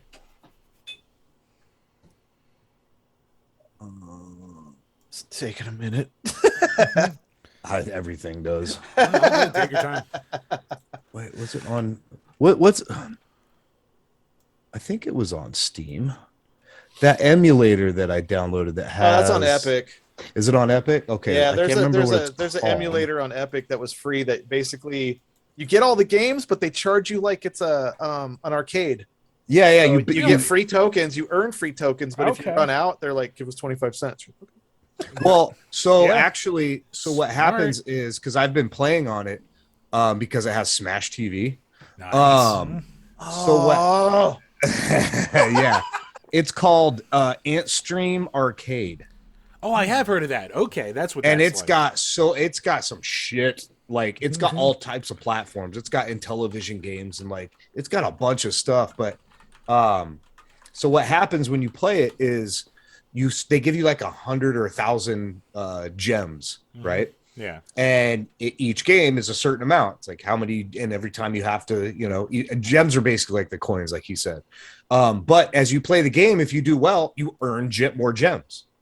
So you're not just like running out. Like if you do well, you earn more gems. Like if you hit high scores, or like they have like within the It's the Dark Souls of arcade games. Yeah, within the emulator, they have within the emulator, they have scoreboards of everybody that has it downloaded and is playing. So if you hit like milestones and stuff, you gain more gems. That's like a cool community thing. And it was that's what I like. It was free. Everything on it is free. I'll have to check that. I'm looking at it right now. Yeah, like all of UK Twitter was like going crazy for that like last year, and I was like, "Oh, it seems cool," and then I never looked into it. So yeah, it's nice to actually know what the hell it's about. Like since we're on a gaming podcast, yeah, right. Well, Jay, I've it got is it funny open. you threw out the word television, but it's not fully related. But I'm trying to make a connection here for something we talked about. What was it, 2 weeks ago, Jim? Dude, we're talking about this fucking thing like every week at this point. We're talking about, yeah. Well, I mean, the complete full fall and complete, I guess, sinking of the Amico at this point. I don't know if you guys have been following any of this shit, but like this is yet another case of someone who had a good intention to make this console family friendly, bullshit, didn't know shit about business, had a lot of investors, and after their failed fourth Kickstarter, they're pretty much, I mean, is it safe to say they're throwing in the towel, Jim? I mean, I'm reading it, and I even saw Tommy Tallarico's thing, but the long story short of it is, so basically, yeah, like you just said, they had their fourth Kickstarter campaign, which they had to move to Start Engine at this point, because I guess you can't do... Start Engine? Yeah, exactly. First time anyone's ever heard of this freaking service. And yeah, apparently, like, it stopped getting... It bombed out after, like, a couple days. They didn't even come close to their goal. This article doesn't have it, but I think they only had, like, 50 investors left at this point. And they still made, like, a decent chunk of money for only having 50 people, so there's still 50 suckers out there. But, yeah. And the console kind of looked like a Wi-Fi unit. It was like a little... It looks stupid as shit, yeah. So their new CEO, because Tommy Tallarico stepped down, basically blamed it on all the negative press that they've been having. And now they have to, like, reshape their efforts and focus on other sources of investments and shit like that. Well, how dare you call us out on our bullshit? Nobody wants a television, man. Like, it's... Like, I'm ancient. That was my first console, was an Intellivision. And the second the Atari came out, even as like a damn baby, I was like, this control scheme's better. This wins. Doesn't look like a phone. I like this one. Yeah. But I mean, the concept art of the Wi-Fi router that they sell you with the wireless little Intellivision, because back in the day, and the Intellivision just had like a phone pad. Yep. And the games came with a little acrylic, little like the inserts, like the little insert per game, which would get the graphics would shred off because as you slide it through, it would scrape the graphic off.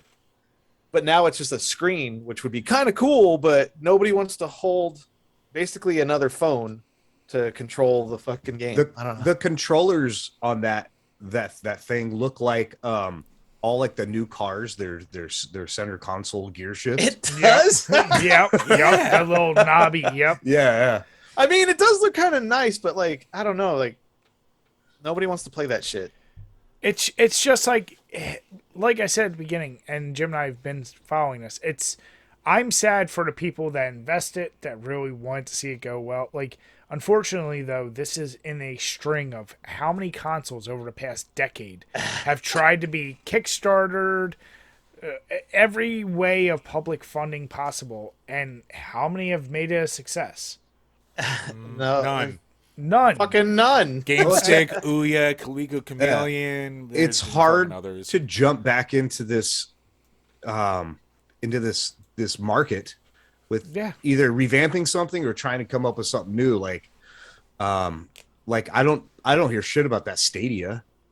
Oh yeah, Stadia kind of fucking just dropped. Like they made this huge fucking stink about it, and it's like nobody's talking about it now. Like you're like, oh, that seems neat, like cloud based, and you don't have to, like. And then you're like, well, games are having problems with their own servers. So how is it so many servers involved? Yeah, how are they gonna make it work good? You got to pay You full know? price to not even be able to download it to like Yeah. own it, quote unquote. Yeah. So none of oh you guys man, are this free excited for trial, it? everything's working great. Yeah. You pay for it, you're like, nothing's fucking working. I got an email yesterday saying Amazon Luna is just now free for all Amazon Prime users, which Yep. was that kind of throws in the towel on that one too. Yeah. Well, dude, I that's mean- how I got my Stadia, my Stadia set, because they're like, I was already going to sign up for like YouTube Premium, and they're like, oh, if you sign up for YouTube Premium, we'll give you a free Stadia set. So I was like, okay, and I just have it in a box. I've never used it. Yes.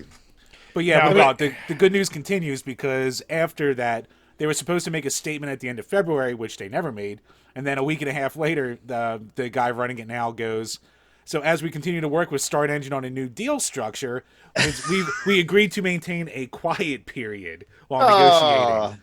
So yeah, they're gonna go radio silent. Tommy Tallarico has actually gone private, and like he just went off the grid. So yeah, this is crashing and burning, and they're $9 million in debt. So. Like, I'm wondering at what point do they just say, like, just cut the bullshit? Like, it's not happening. Like, what do you do? Like, I don't see, after reading it, there's something about him going on Shark Tank Oh yeah, that was an idea too. for capital, because they were like, they're like, well, why you're here with crowdsourced funds? Why not go the capital route? And he's like, well, COVID, it was, Yeah. a lot of people's answers. So COVID. it's like anybody, I'm even, even going to the Shark Tank people who probably don't know dick about video games. no. Oh, Maybe Pac-Man or something, but they are smart enough fucking people to go, Why? Xbox, Yeah. PlayStation, PC. it's 2022. What are you trying to do? Television. Yeah. I'm playing the Division 2 at 165 frames a second. They're trying to sell Yeah. me an Intellivision in 2022. Fuck off. And Those like I said, games he suck. had like, okay, the idea was it's a console for families, kids, that the games are going to be Switch? Exactly. They're going to be less than iPad. $10 a game Yeah. for shit that's basically modified Flash games. Was Yeah. really what a lot of them look like. And you're like, is there a market for that? Like, where did you do your research? Like, I don't get why. So, I don't. I mean, okay, so now that you say that, where it's like Flash style stuff, simple graphics, very easy. I think the only market would be schools. Use something small like that for learning But then tools. then you have to gear it though towards, what is it, edutainment or whatever. Whatever. I mean, if it's already shaped by geared- the Oregon Trail, man. Yeah. Oh, so Oregon Trail is great, of dude. course. Oh, yeah. We, Dude. we knew dysentery before we knew how to spell Yeah. it. I can never travel because I killed too many buffalo. Yeah. I too much meat. You're like, oh shit, or I'm out of Yeah. ammo. But no, like if I think that the only market that would be plausible would be to bring it to the education front. school. If it's Yeah. something basic like that, Flash, it's already the idea is family oriented. Yeah. So how deep are you going to go with the rating on it? You know what I mean? Not very far if it's family oriented. So why not bring it to an education? Throw it in the library, like how we had when I was a kid. Like you'd go to the library and there'd be 5 Macs, 5 Macintoshes, green screen ones, and you're like, Meager meals. yeah, and you grab your 5x5 floppy, and you fucking shove in and you play a Choose Your Own Adventure, you play fucking Oregon Trail, or something silly. But why not? Could do it. He could probably market it for schools. But then they tried to, like, on top of being those type of games, then they're like, oh, but then we have an exclusive Earthworm Jim 4, which everyone's been fucking clamoring for. No one gives finally. it. You're like, Earthworm I Jim don't 4? care. We just found the one. That's what I meant to say earlier when you asked about series game. That was You know what his market? I say go completely opposite.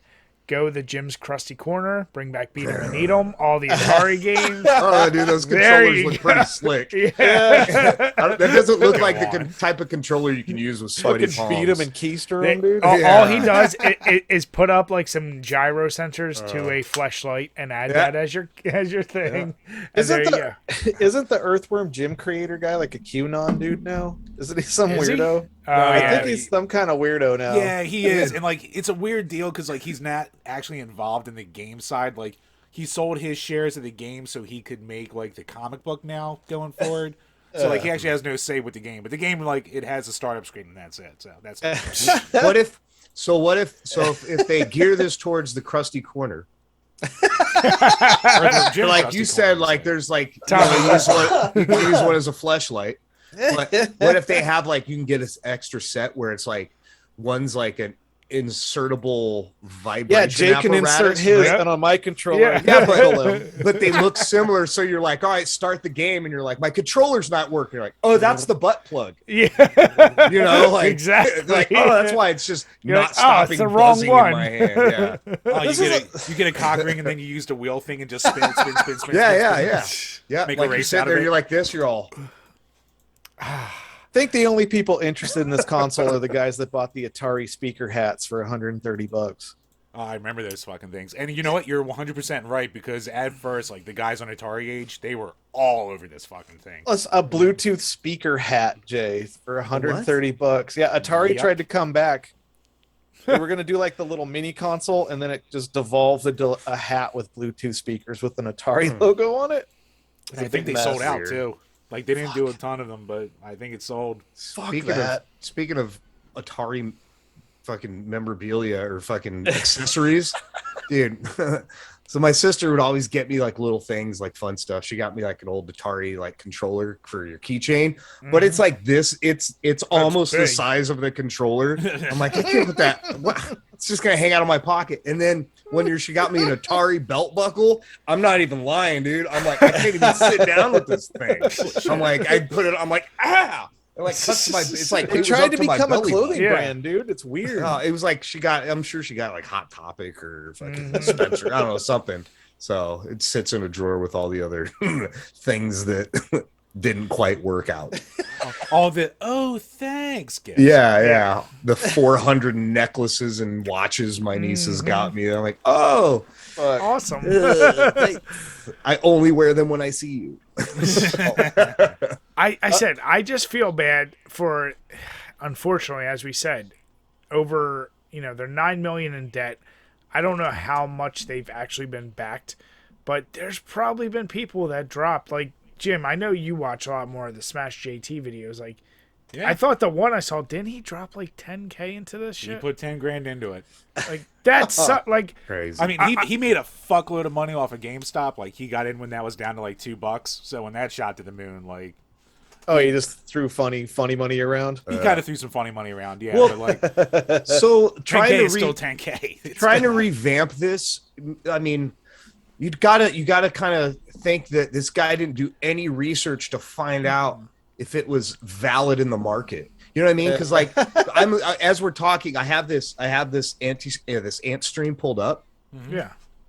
and like right now it just said Sam and Max hit the road. Like that was an old I don't know PC Adventure game or game? something like that. But yeah, adventure game. But like, did he not research to know that there's so like outside of the standard consoles, you have like Steam where independent That's video the game problem makers right there, yeah. throw stuff up, or like this emulator has over 1,000 games on it. You don't need This little dumb box. yeah, Yeah. like I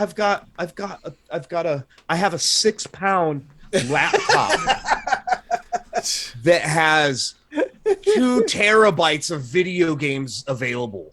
You know what I mean? Like He's what just are, like, 30 years late to the party. If this came out when the NES Yeah. or even Super NES, like when you could have been like competitive and said super Yeah. cheap games. like the only smart console, which is not, it's handheld, move is the Steam Deck because it makes sense. Yeah. It Yeah. links directly with your Steam, which you already have all your games All on. your games. That makes sense. But Those to try and motherfuckers, they Yeah. fixed stick drift with a firmware update. I know that's crazy.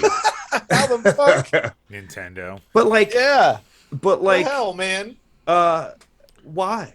I You mean, know, why do it? you know what it is? That's a Like perfect that question. thing would have been just as successful as if you guys every so often, and I say it's once a year, I may go to the mall, but there's always those kiosks where it's like a knockoff NES. It's like comes with 800 games or something, and they're just. It's like that's essentially what this thing is, and it's a lot cheaper than what this was going to be projected at. Well, I mean, learn, and this is, you guys have more knowledge, but from what I remember, learn from the mistakes of like the TurboGrafx 16 or even the Neo Geo.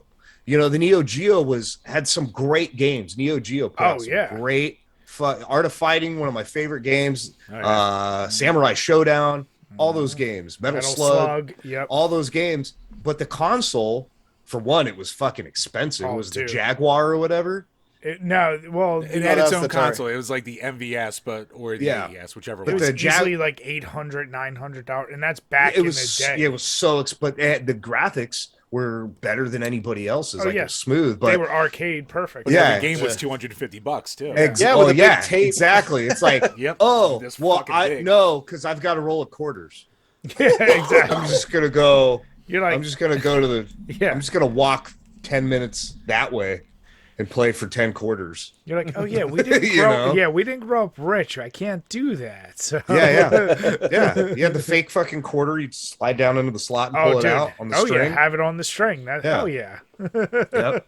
Or you'd find the one that wiggled in the front. You could pop it open. Oh dude, that was always Pick up the fucking coins.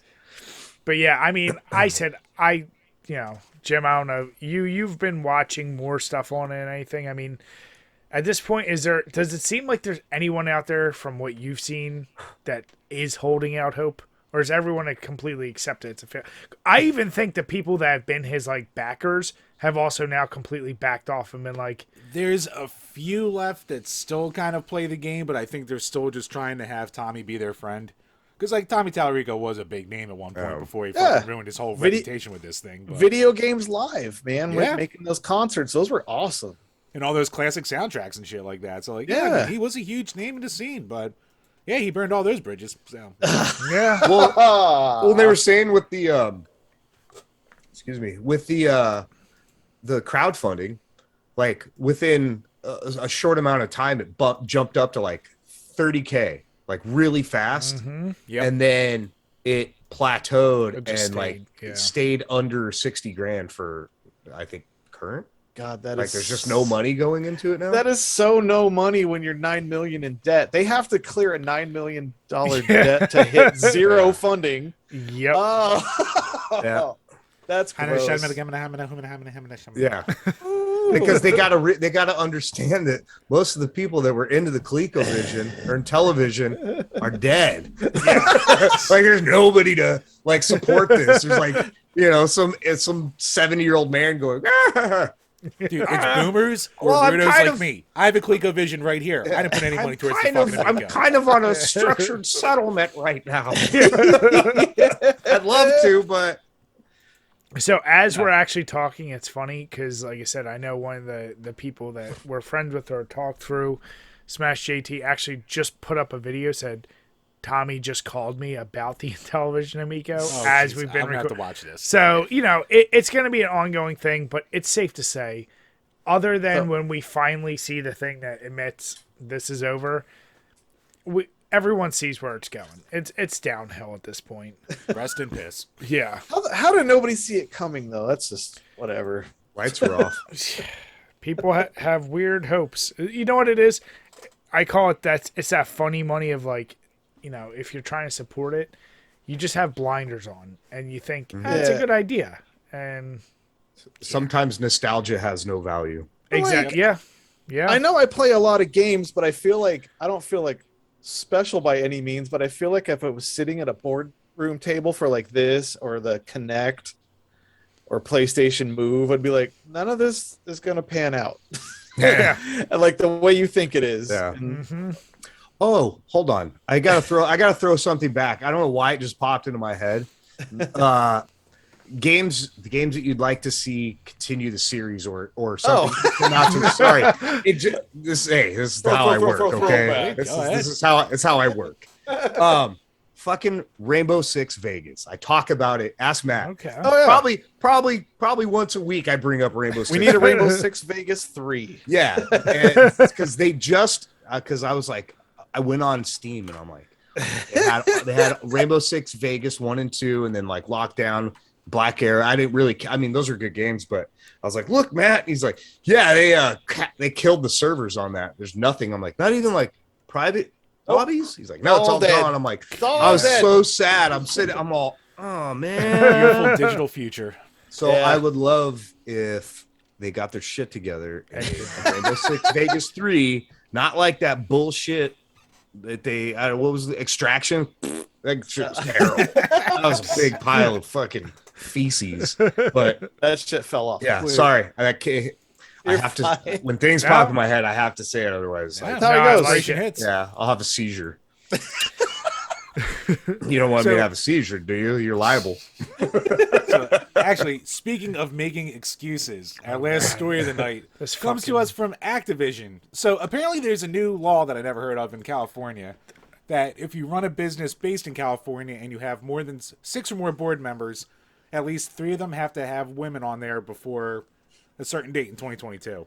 So apparently that date just passed, and they're saying Activision is saying that they were not able to meet this quota because of the impending sale with Microsoft. Okay. Okay. I mean, number one, so that I like how the article writes it. It says it's in violation of California law that requires the company. But I'm trying to look it up because that sounds really weird. That there's a random law that's like the arbitrary number of. You got to have at least as many women on the board of directors of all things.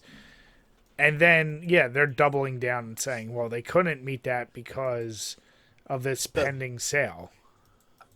I get blamed as being the resident misogynist on our podcast. Say right now what I'm thinking. What if the third broad isn't, well, I shouldn't say broad, I guess, but what if the third broad isn't like qualified to be a board member? I don't know. Like, so that's you're a third of the way of what I was thinking when I read the article. So what if, and I'm not a misogynist like he is, but misogynist. I believe the right person for the right job, right? Yeah. So what if because of this law, they pick the 3 most qualified women, but are not nearly as qualified as the next 3 individuals? You know what I mean, men. Yeah. And I'm not. I know it sounds like I'm being a misogynist, but I'm not. But I don't feel like there should be a law, because then that can stifle your company and not progress and make the best. Not to mention on our bleed time. Well, just kidding. There he is. There he is. Shit, half the board isn't here. I mean, my question is, what if? Okay, so if this is a law, you're Activision now. Activision's been under hot water for a lot of bullshit. What if no women were applying? That's true too. Like what do you what do you do then? You're just like, well, fuck. I could be a board member, but I don't want to get raped. Well, it's like, or like, hey, I've heard maybe in the industry they heard, hey, Activision has some shady shit going on. I don't even want to do it.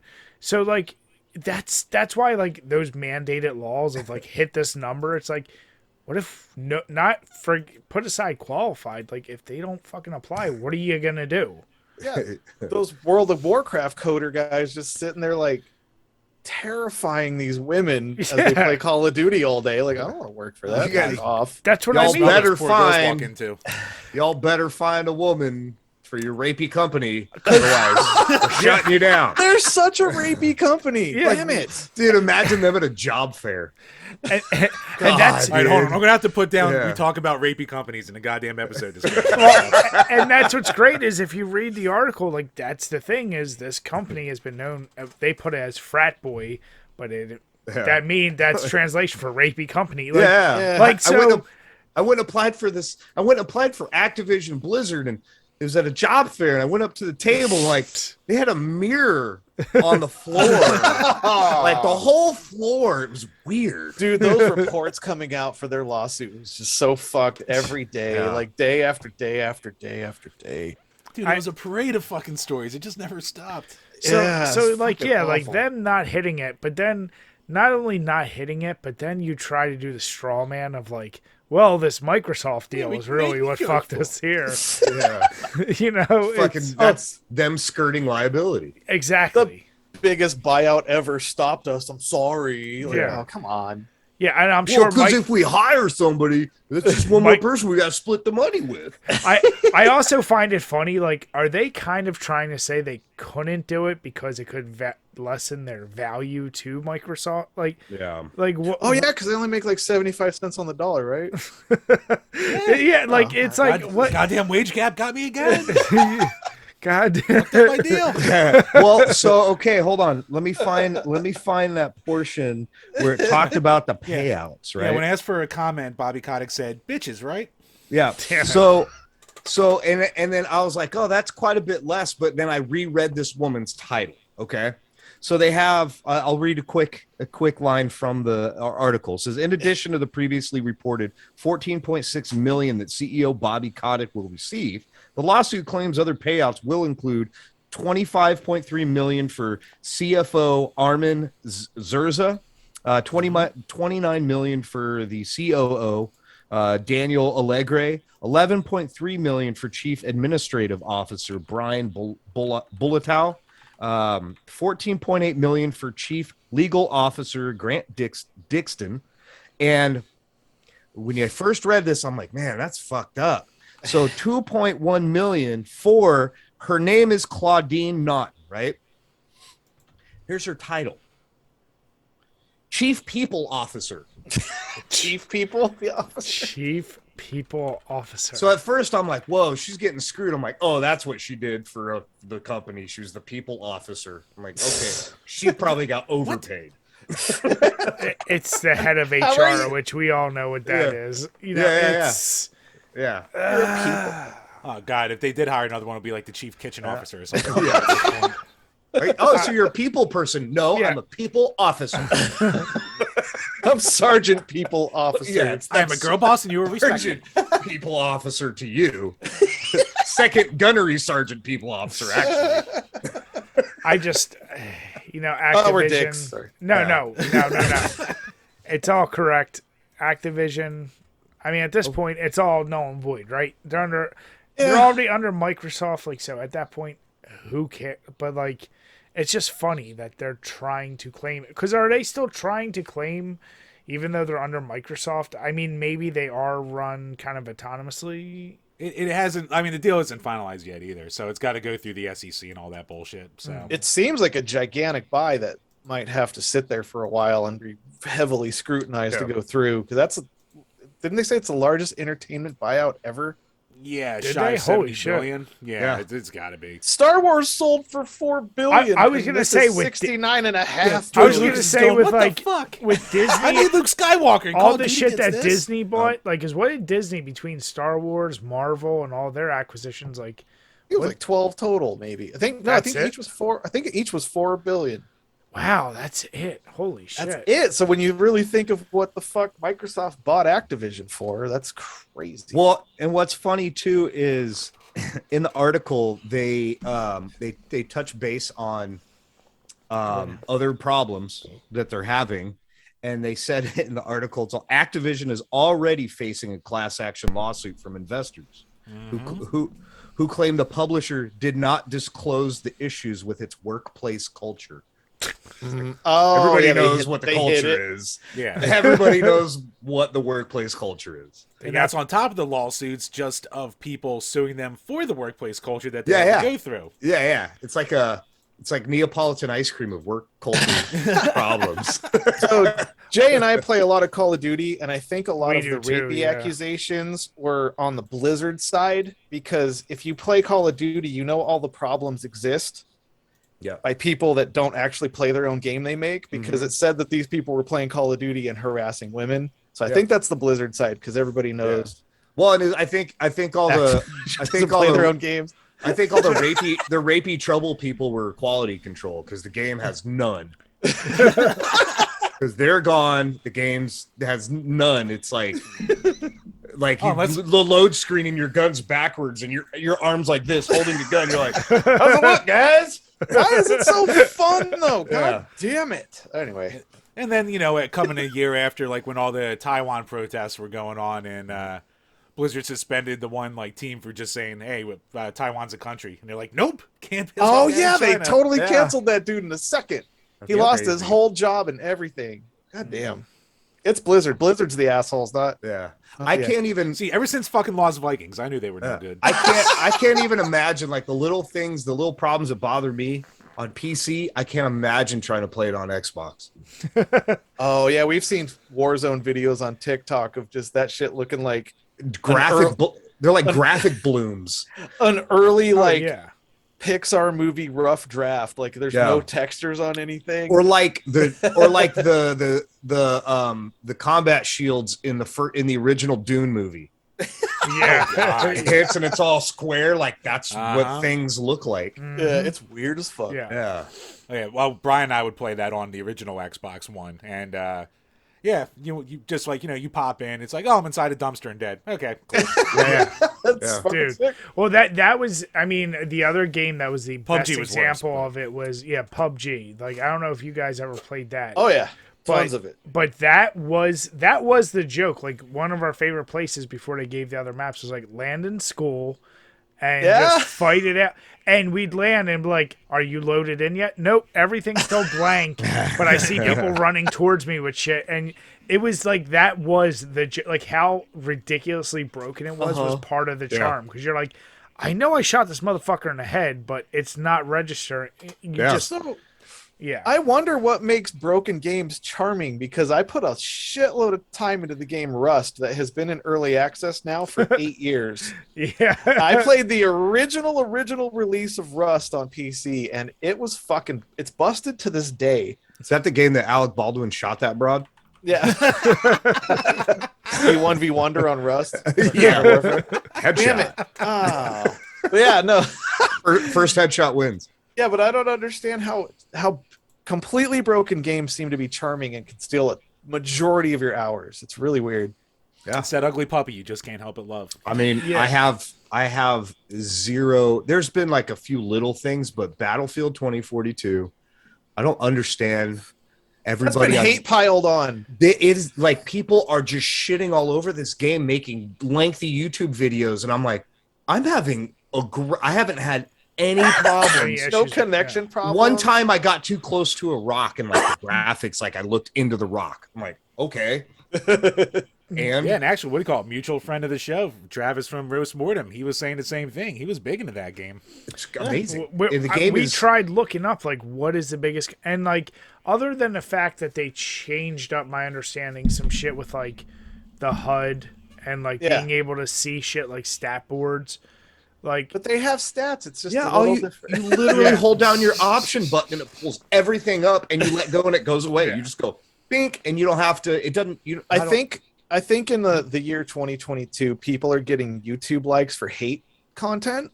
I think there's a big hate content thing out there, and I think that was because Warzone was so broken. Call of Duty Warzone was so broken that they were looking to they were looking for 2042 to save everybody from it. Yeah. And a Battlefield came out and it was mildly broken the first week, and then it was fine. It's been fine. We have hundreds of hours into the game. I think people are wanting Battlefield to be Call of Duty, and it just isn't. It's not. It's not even close to the same type of game. Yeah.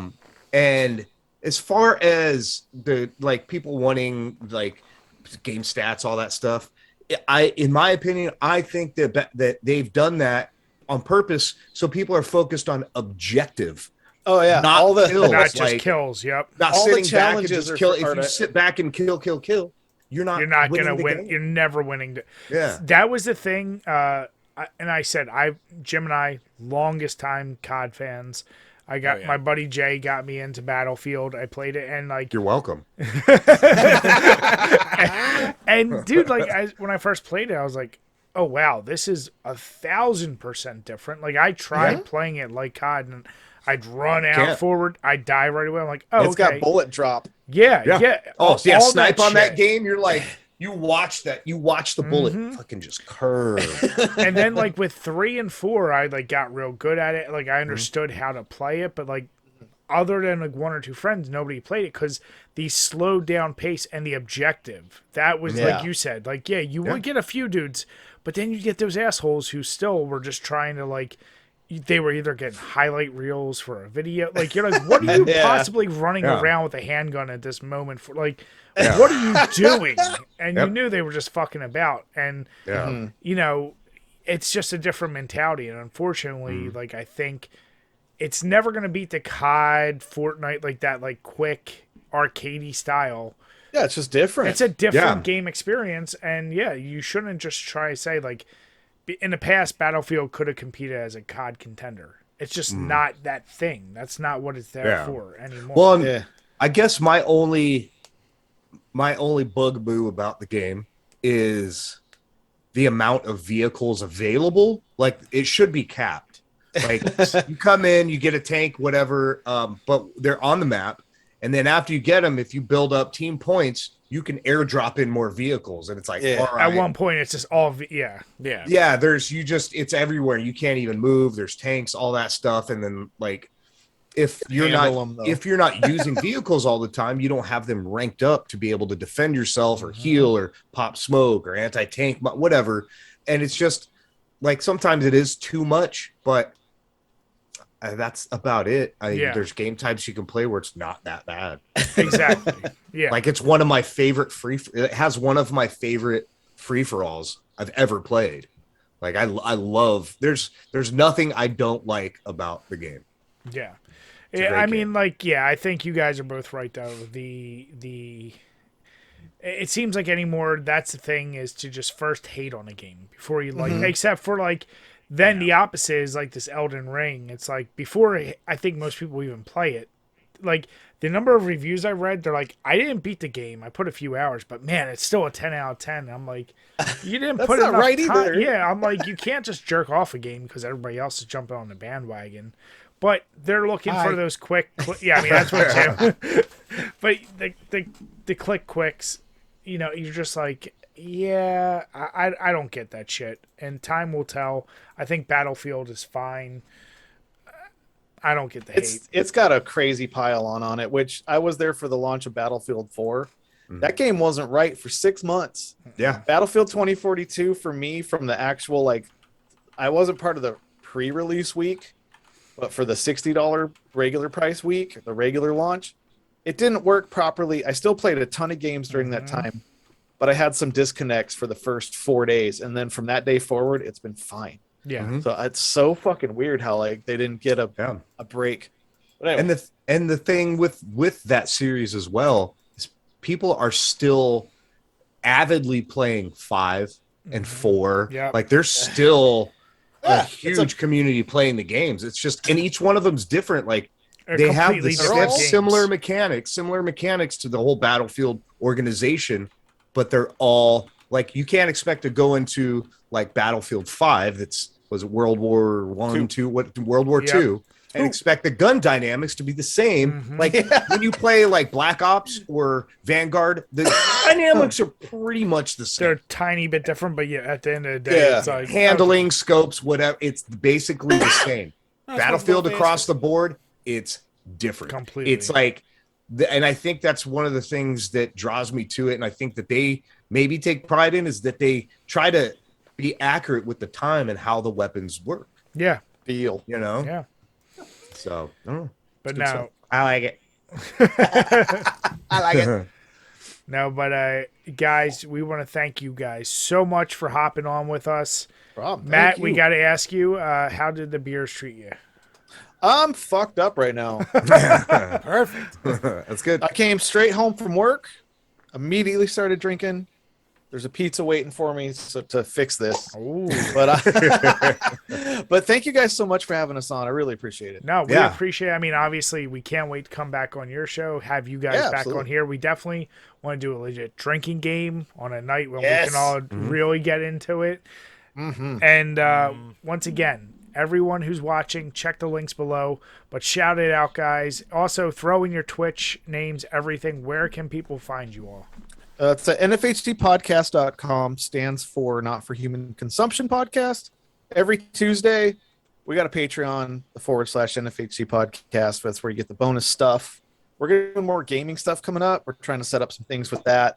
And I do stream on Twitch at Grimwolf Prime, twitch.tv /Grimwolf Prime. Awesome. And could do like 3 or 4 nights a week.